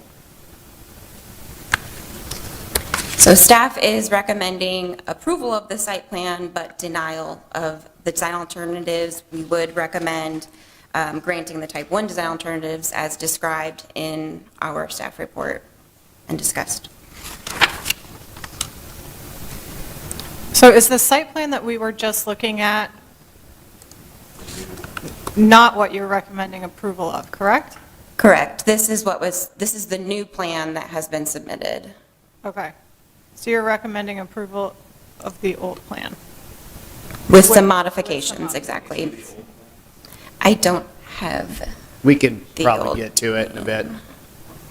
Yeah, I think to sum it up, we're supportive of some level of relief. You know, there's what was originally approved, which included design alternatives. Then there's what's proposed, we're willing to find a middle ground in between what was approved previously and what is proposed now, so further reducing it, but going all the way to this, we're not comfortable with. When was the original work done? Like, how long has it been in place? The original site plan was approved in August of '23, and I believe that the parking lot was installed that fall of 2023. Jillian, I have a simple question. Has the applicant given any reason why they failed to comply with the original site plan? I think I'll let the applicant speak to that. Thank you. Were there additional design relief for the first original plan in addition to what's listed in the staff report? Other than the heavy buffer on the south, I don't believe there were other design alternatives. But there were some. The heavy buffer on the south was the design alternative originally, yes. Is there any way to go to the other picture of what's actually there to sort of step through and make sure, I'm not fully following. So this is here right now, and so what we're saying is, and did this come as an enforcement action, or how is this here now? When a site plan is installed and completed, there's inspections that happen to follow up and confirm that it was installed per the plans. And when our zoning inspectors went out to complete those inspections, they identified that the installation did not match the plan. 2 years ago, or when did they finally go out? I don't know the date of our first inspection. I can find that information. Well, I'm just curious, because say it was installed 2 years ago, and it's coming up now, I'm just curious. So what we're asking for is all the rock that's there right now, take it all the rock that's there right now from this picture, add a whole bunch more bushes, and then that's pretty much the ask. Is that what this is? And some street trees and landscaping along the south to replenish that heavy buffer that needs to be there. That's effectively what needs to go into. When we say landscaping, as in just putting more trees or actually moving dirt? Trees. Okay, gotcha. The rock needs to go. Correct. And mulch needs to be replaced. Okay. Any other questions for staff? Okay, thank you. Is the applicant present? Please come up, state your name, address, and you've got 10 minutes to present, and please sign in on that white paper when you're done. Tom Dueck, 1460 Second Avenue.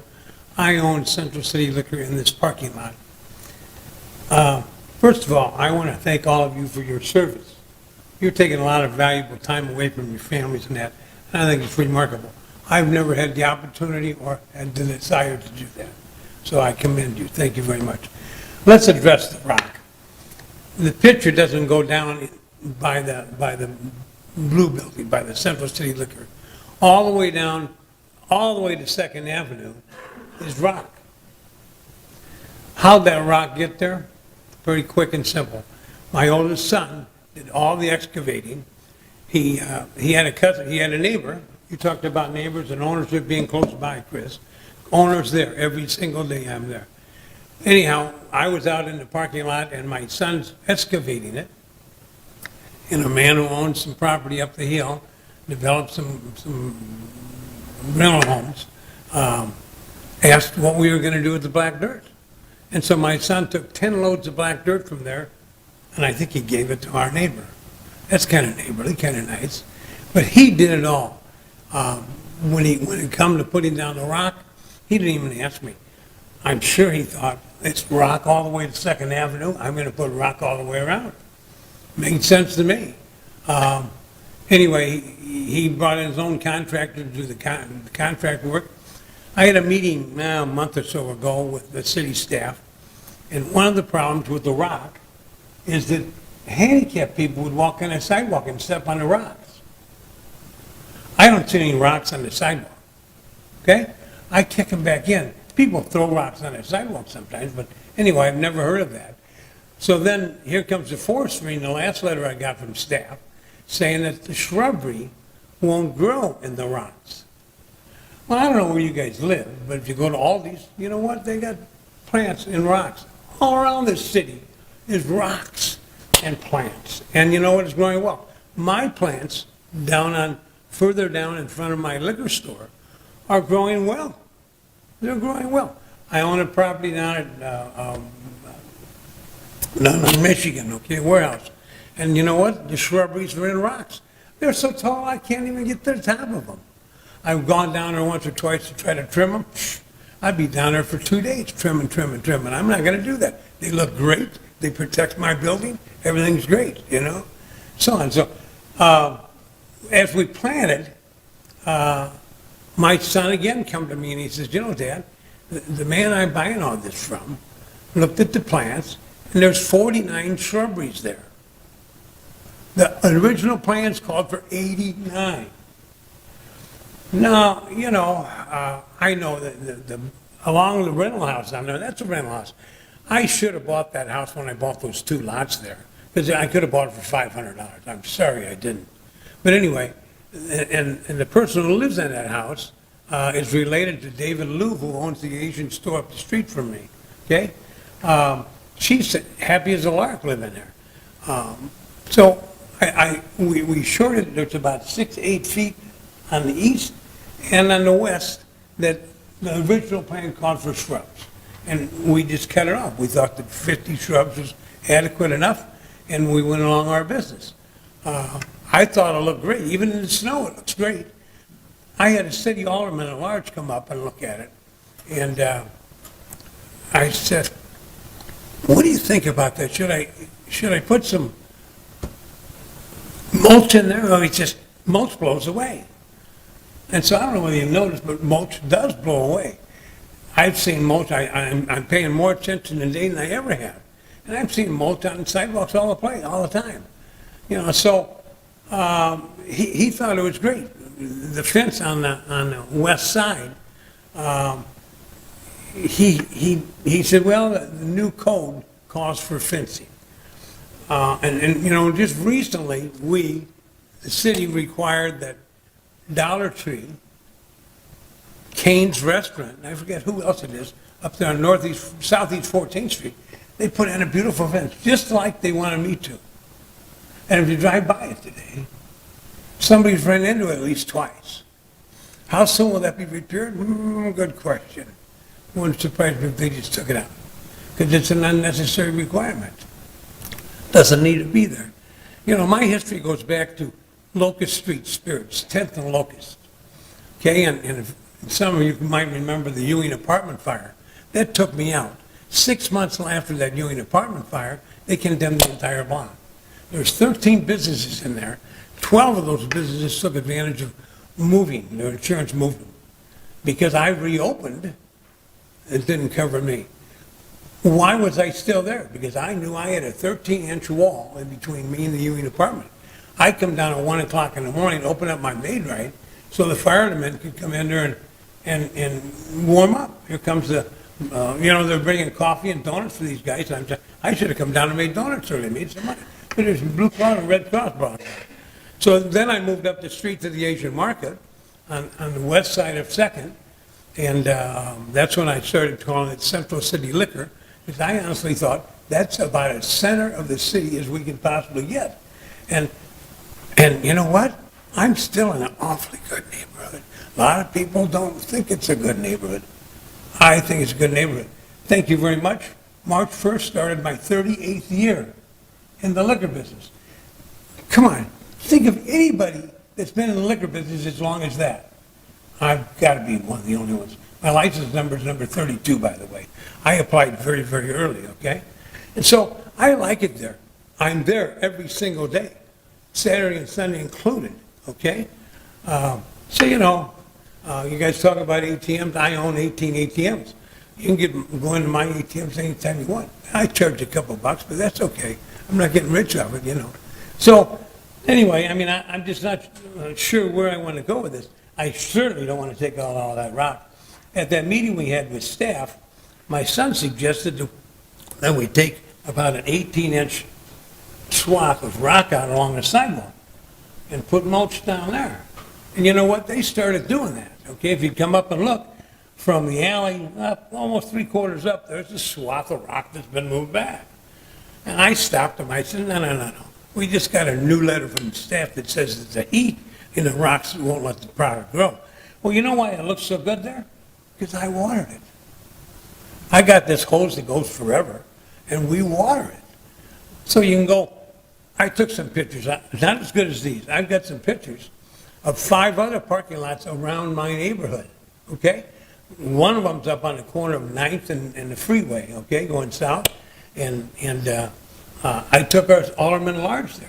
I said, what do you think of the shrubbery? He says, what shrubbery? I said, that's my point. It's all dead. It's all gone. Take it back. There's some big ones. There's some growing things there, but not like we're doing. You know, the newest one is down in Indiana and Illinois.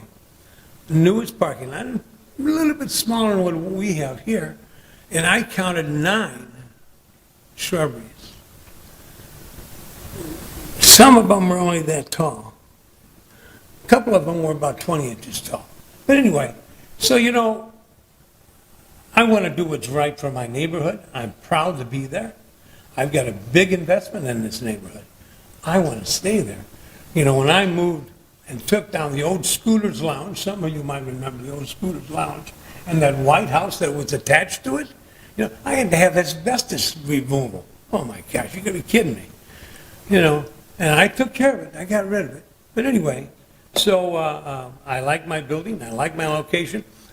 You know, and just so you know, we're widening 2nd Avenue now. I don't know how many of you drive up and down 2nd Avenue. It's horrible. Today, it's horrible. I followed, not 1, not 2, I followed 4 city plow trucks the other day. They started at University, and they're on each side of the street, which is lined with cones, so the trucks barely get through. And all 4 of those went all the way up to Euclid with their plows on the ground. They tried hard to remove all the asphalt that the city put down. And they did. There's a lot of holes down there now.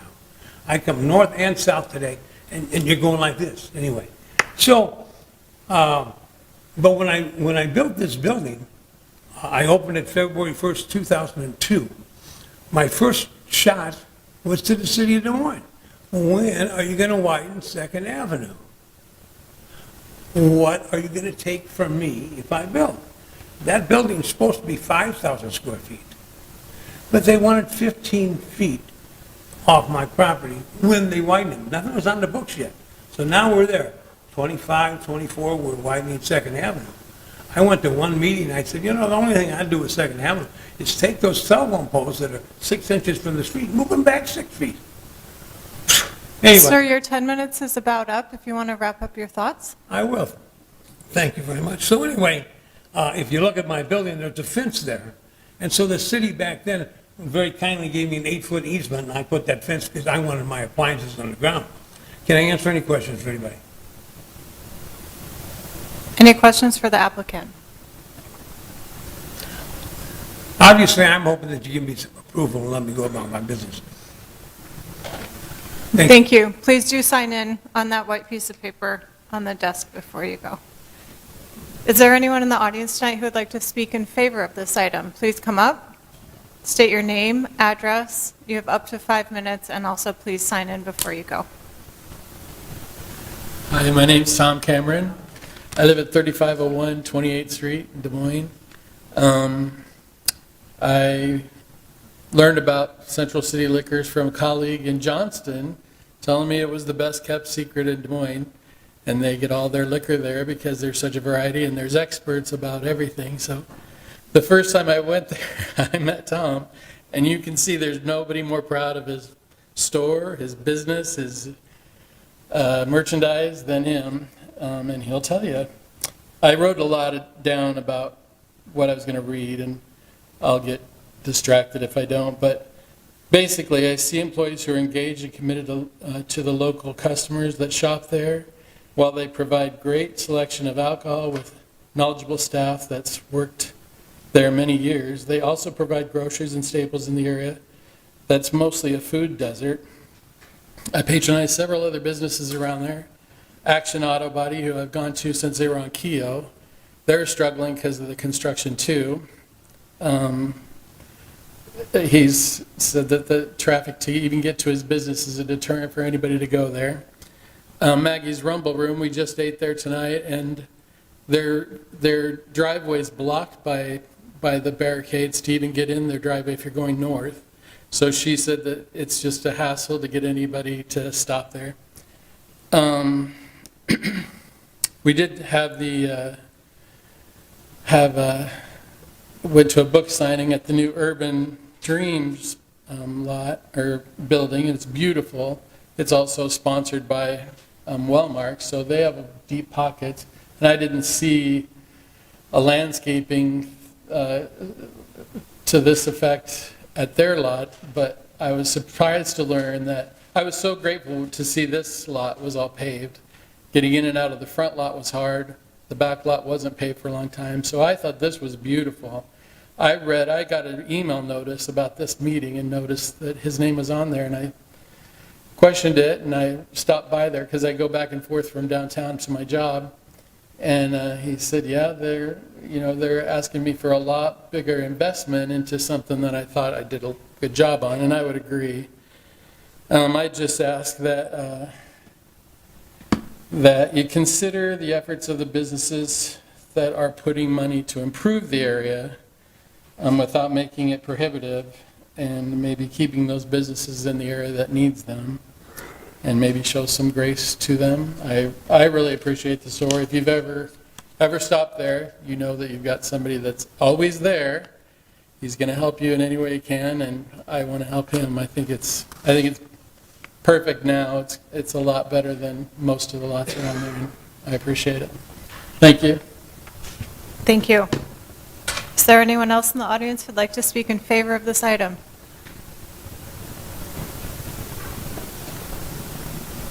Please state your name, address. You have up to 5 minutes, and sign in when you're done. Ricky King, R-I-C-K-I, 950 65th in Windsor Heights. I'm a customer, and Tom, the we is me. I appreciate what he's done on the parking lot because he has improved it, and he takes pride in his neighborhood. When we went in just last week, he was telling us about this meeting, so that's why I'm here. But I have a couple of questions. Can I ask questions? Okay. The first is, the trees, are they going to be on this back side here, is where you guys are talking about, that you're asking for more trees? Yeah, I mean, could you maybe, let's go through your questions and then we can try to. Well, that was, that's why I want to know, the trees, if it's on this back side, if you're at Central Liquors and looking to the west, my direction, you actually would be blocking a park that has just erosion. It's bad. So it sounds to me if that's where you're putting the trees and you want all these trees, you're actually trying to block what's bad for the park behind that you're not seeing from this picture. Sounds like, or the trees on the other side, because it looks, when I was there, it was well maintained. I didn't think there needed to be more trees. I thought it was actually going to be actually a little worse. I don't understand why there would be so many trees on that big of a lot. So when you're looking at if you look to this way, to the houses, there's not as many trees in the neighborhood.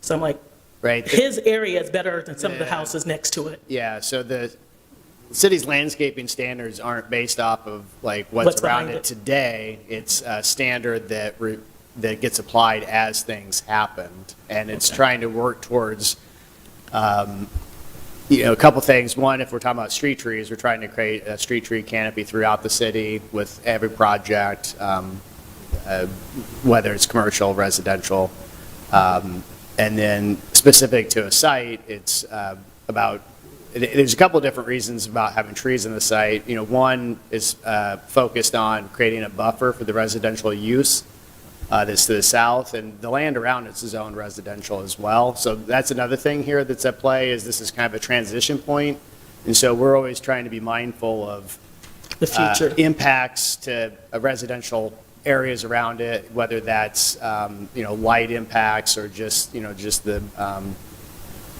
large swaths of concrete, just variety, noise, lighting. I mean, we had, lighting doesn't necessarily in play with landscaping, but that's kind of where our mind is like, how do we mitigate impact? Okay. And Jillian is probably better equipped to go back into the details if the commission wants us to, but I don't know if that answers your question. Where are I can't remember how many So there trees, more was- trees that you wanted, but Jill, what do you wanna- section were you wanting that on? There was street trees along Clark that are required, and there's some additional ones along the property line. Jill, go ahead. Yep, that's exactly right. Here, let me go to the landscaping plan quick. Yeah, I wasn't understanding that plan. The deficiency in the trees would be the street trees along Clark Street, and that we would be wanting shade trees, so trees that grow tall and big. The goal is not to block, but to provide shade. That's like 3 trees on that? Yep. Okay. We would want one more shade tree here in the corner, and the goal of that is to provide shade to the parking lot again.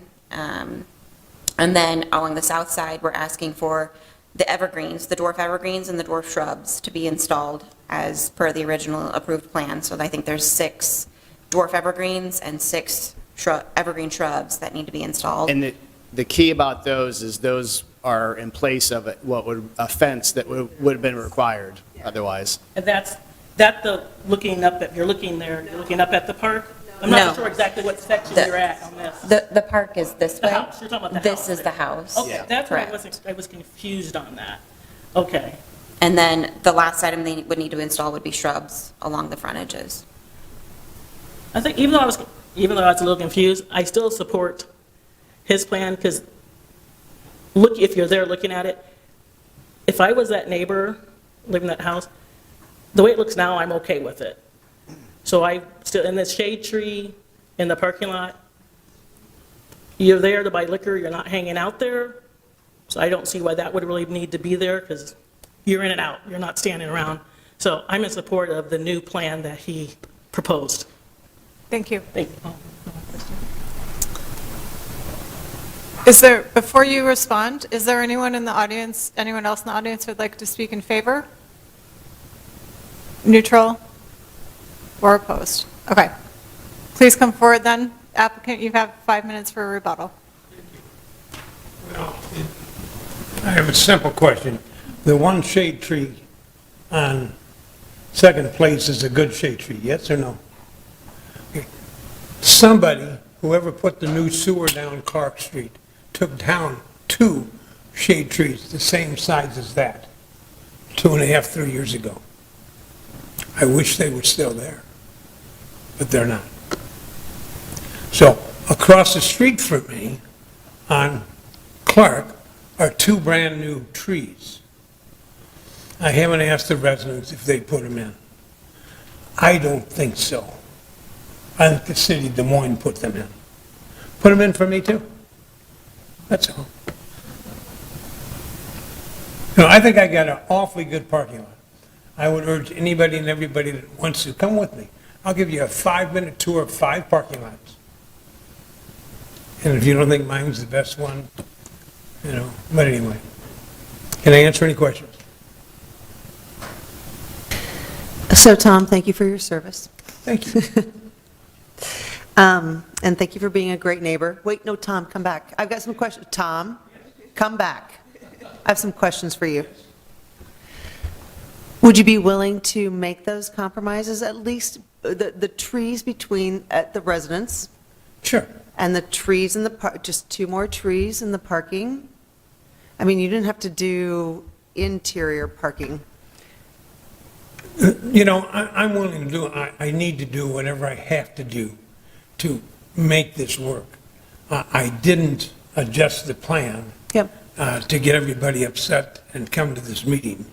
You know, so my son didn't put rock down to get everybody upset because mulch is the thing to do. He put it down because the rest of the building has rock. I know. You know, I took out a fence on the house side.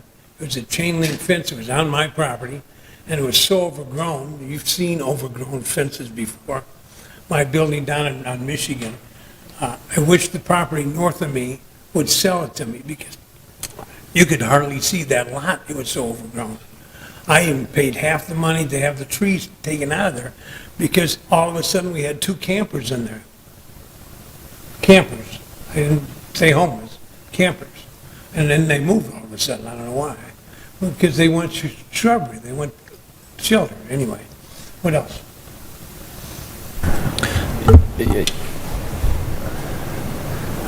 Tom, I think I would say the same thing as Carolyn. You are a good neighbor. My business is just right on Ohio Street. Tom takes very good care of his property. He's a great neighbor. Little disappointed that you guys didn't follow the plan, but I will say I would be open to compromise, and I think we can discuss some options as long as you're open to it. We will be fair with you. So if we can make Thank you. a recommendation, you would be willing to accept that? Absolutely. Okay, thank you. Thank you. Okay, I'll go ahead and close the public hearing and open it up to the commission for conversation and motions. I'm with Carolyn. I think what you suggested is a good compromise. I don't think they need to take that rock out. But I am concerned about the yellow house. I know currently it's, the neighbors aren't worried, but that can change really quickly. Yeah. So I do think we need to put a barrier of some sort there with some trees. I would offer that if you're going to approve rock, that we find some reason that's specific to the site, that's not, because we have had applicants. I think the last one we had was a complete new site. That might be different than this, but there was the project that did the exact same thing. I think that's fair. I think we can cite that, sorry, I'm having allergies, so I can't. Yeah, matching the existing material, yeah, because I think it's reasonable to think that if there's rock in the front, that you could put rock in the back. We just talked about rock, and when we've got a couple of people on the commission who have a personal relationship with the applicant and then, or know him, I don't know, we just had this question a month ago, and there does seem to be, I feel like there needs to be an outreach to maybe the landscapers in the city to let them know, hey, stop it with the rocks. And I get it, it's an expense, and I'm sure your intentions were all the best, but the guide was in the plan. It said no rocks. And I don't see why we would make an exception. What is the logic of the rock? Is it, because I guess I've heard a few things over the years. Obviously, we've got the idea that rock is breaking window. Well, there's no windows here in theory. We've got the theory that we can't have rock because it kills all the plants. That seems to be, if that's the issue, then we're putting a buffer around each plant of mulch that actually isn't going to kill the plants. That seems like a good middle ground. If there is, but I guess I don't really understand what is the reason that rock is bad? Is it dead plants? Is it actually a public safety risk? What is? It's a better growing environment. So when we say growing environment, is there a radius to that growing environment relative to the tree? If we put a strip along all the actual, I'm sorry for not being a plant person, the stems of the plants coming out, if we just put a buffer of mulch there, does that address that issue? Or what, I guess I don't want us to be off of the overarching strategy of where we're going, I think to Jane's point. Yeah, I think that if we're going to, I think that changing this particular piece of our code on a case-by-case basis is the wrong approach. If we want a different strategy when it comes to mulch and rocks, we should change it in the code and then apply it to all applicants. I think that allowing exceptions here and there is going to encourage more people to ignore an approved site plan, and I don't like that precedent. I agree. I agree with that because there's flexibility for the landscape standards, but we have literally made other people take the rock out of their sites and out of their parkings. So once we start being too flexible, then when do we hold the standard and when do we not? hold that standard. So I do understand there's some room for flexibility with the plants themselves, but I don't agree with the rock. I think the rock has to go. I agree, and I am a landscape architect as well. I don't claim to be a plant expert, but I think we should listen to the forestry department that apparently made a recommendation for this, and trust the fact that we're not just talking about a small area around a plant. The roots of a potential tree are going to grow with the canopy of the tree. So if we're going to ask people to put in plants, let's make sure they have a safe or a good growing environment as well. And let's be consistent of what we've asked other people to do.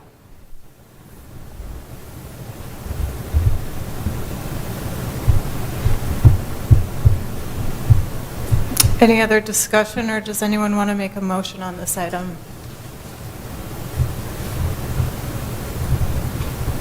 I'm a little confused about staff. Could we just, if we moved staff, we would be saying no rocks, trees where we need them, and the hard buffer, or hard, that's what staff is saying. Yeah, there are some things that we are willing to waive, type 1, the fencing. The fence, right, And yeah. reducing the number of street trees, and then also eliminating one of the trees in the parking lot. Right, So- okay. Well, then I would move staff. Okay. All in favor of the motion, please raise your right hand. Can we, oh, sure.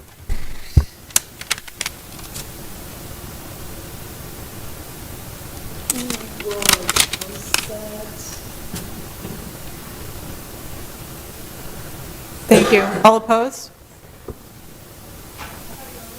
I'm just like, I don't understand where we are. I mean, honestly, if you could reread that, or Yeah. just So tell me the- exactly what am I agreeing to? You basically denying his request and leaving it Denying to, his request. for the design alternatives. Which were, The gravel, no trees in the parking lot, no trees on the street, less plantings around the perimeter of the parking lot, and less plantings in the buffer.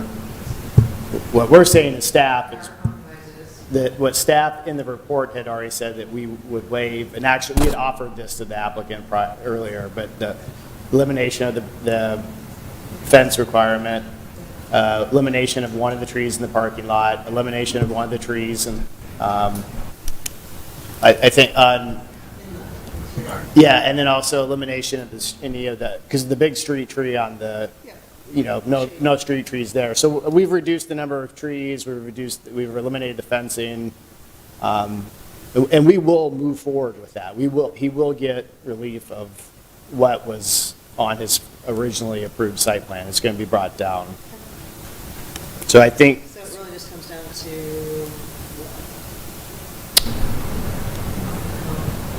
to, yeah, the rock is, your motion, we're not, as staff, you didn't just pass a motion to approve rock, so we are not going to.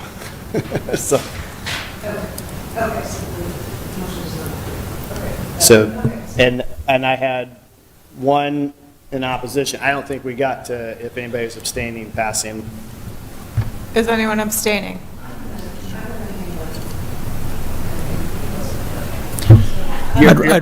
Chair, I'd recommend a revote. Just, there's been a further explanation. I think there's a clear understanding now. I'd recommend just recasting votes so we have a good roll call and good vote count, so. If we're revoting, can I ask a question of folks beforehand? So there were a couple people who wanted to consider other possible changes. I don't feel comfortable with the rock, but I didn't know if there were other.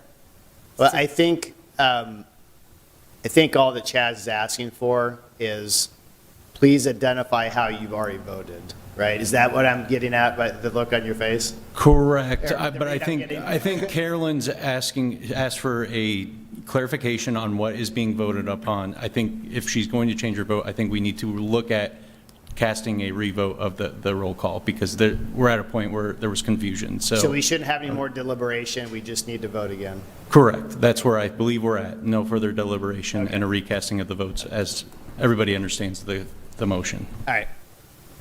Okay, all in favor of the original motion, which was to move the staff recommendation, please raise your right hand. Thank you. All opposed? And does anyone want to pass? Pass. Just one pass. Okay. Is it- Thank you. Motion passes. Are there any committee or directors' reports tonight? Did you get all so it was 921, we only had one pass? Oh, 3 no's, okay, that's the problem, I didn't see the third hand. And as long as we have, I do not have a director's report. Yes, thank you. The problem with sitting up here is I can't see everybody very well, so. Okay, thanks very much.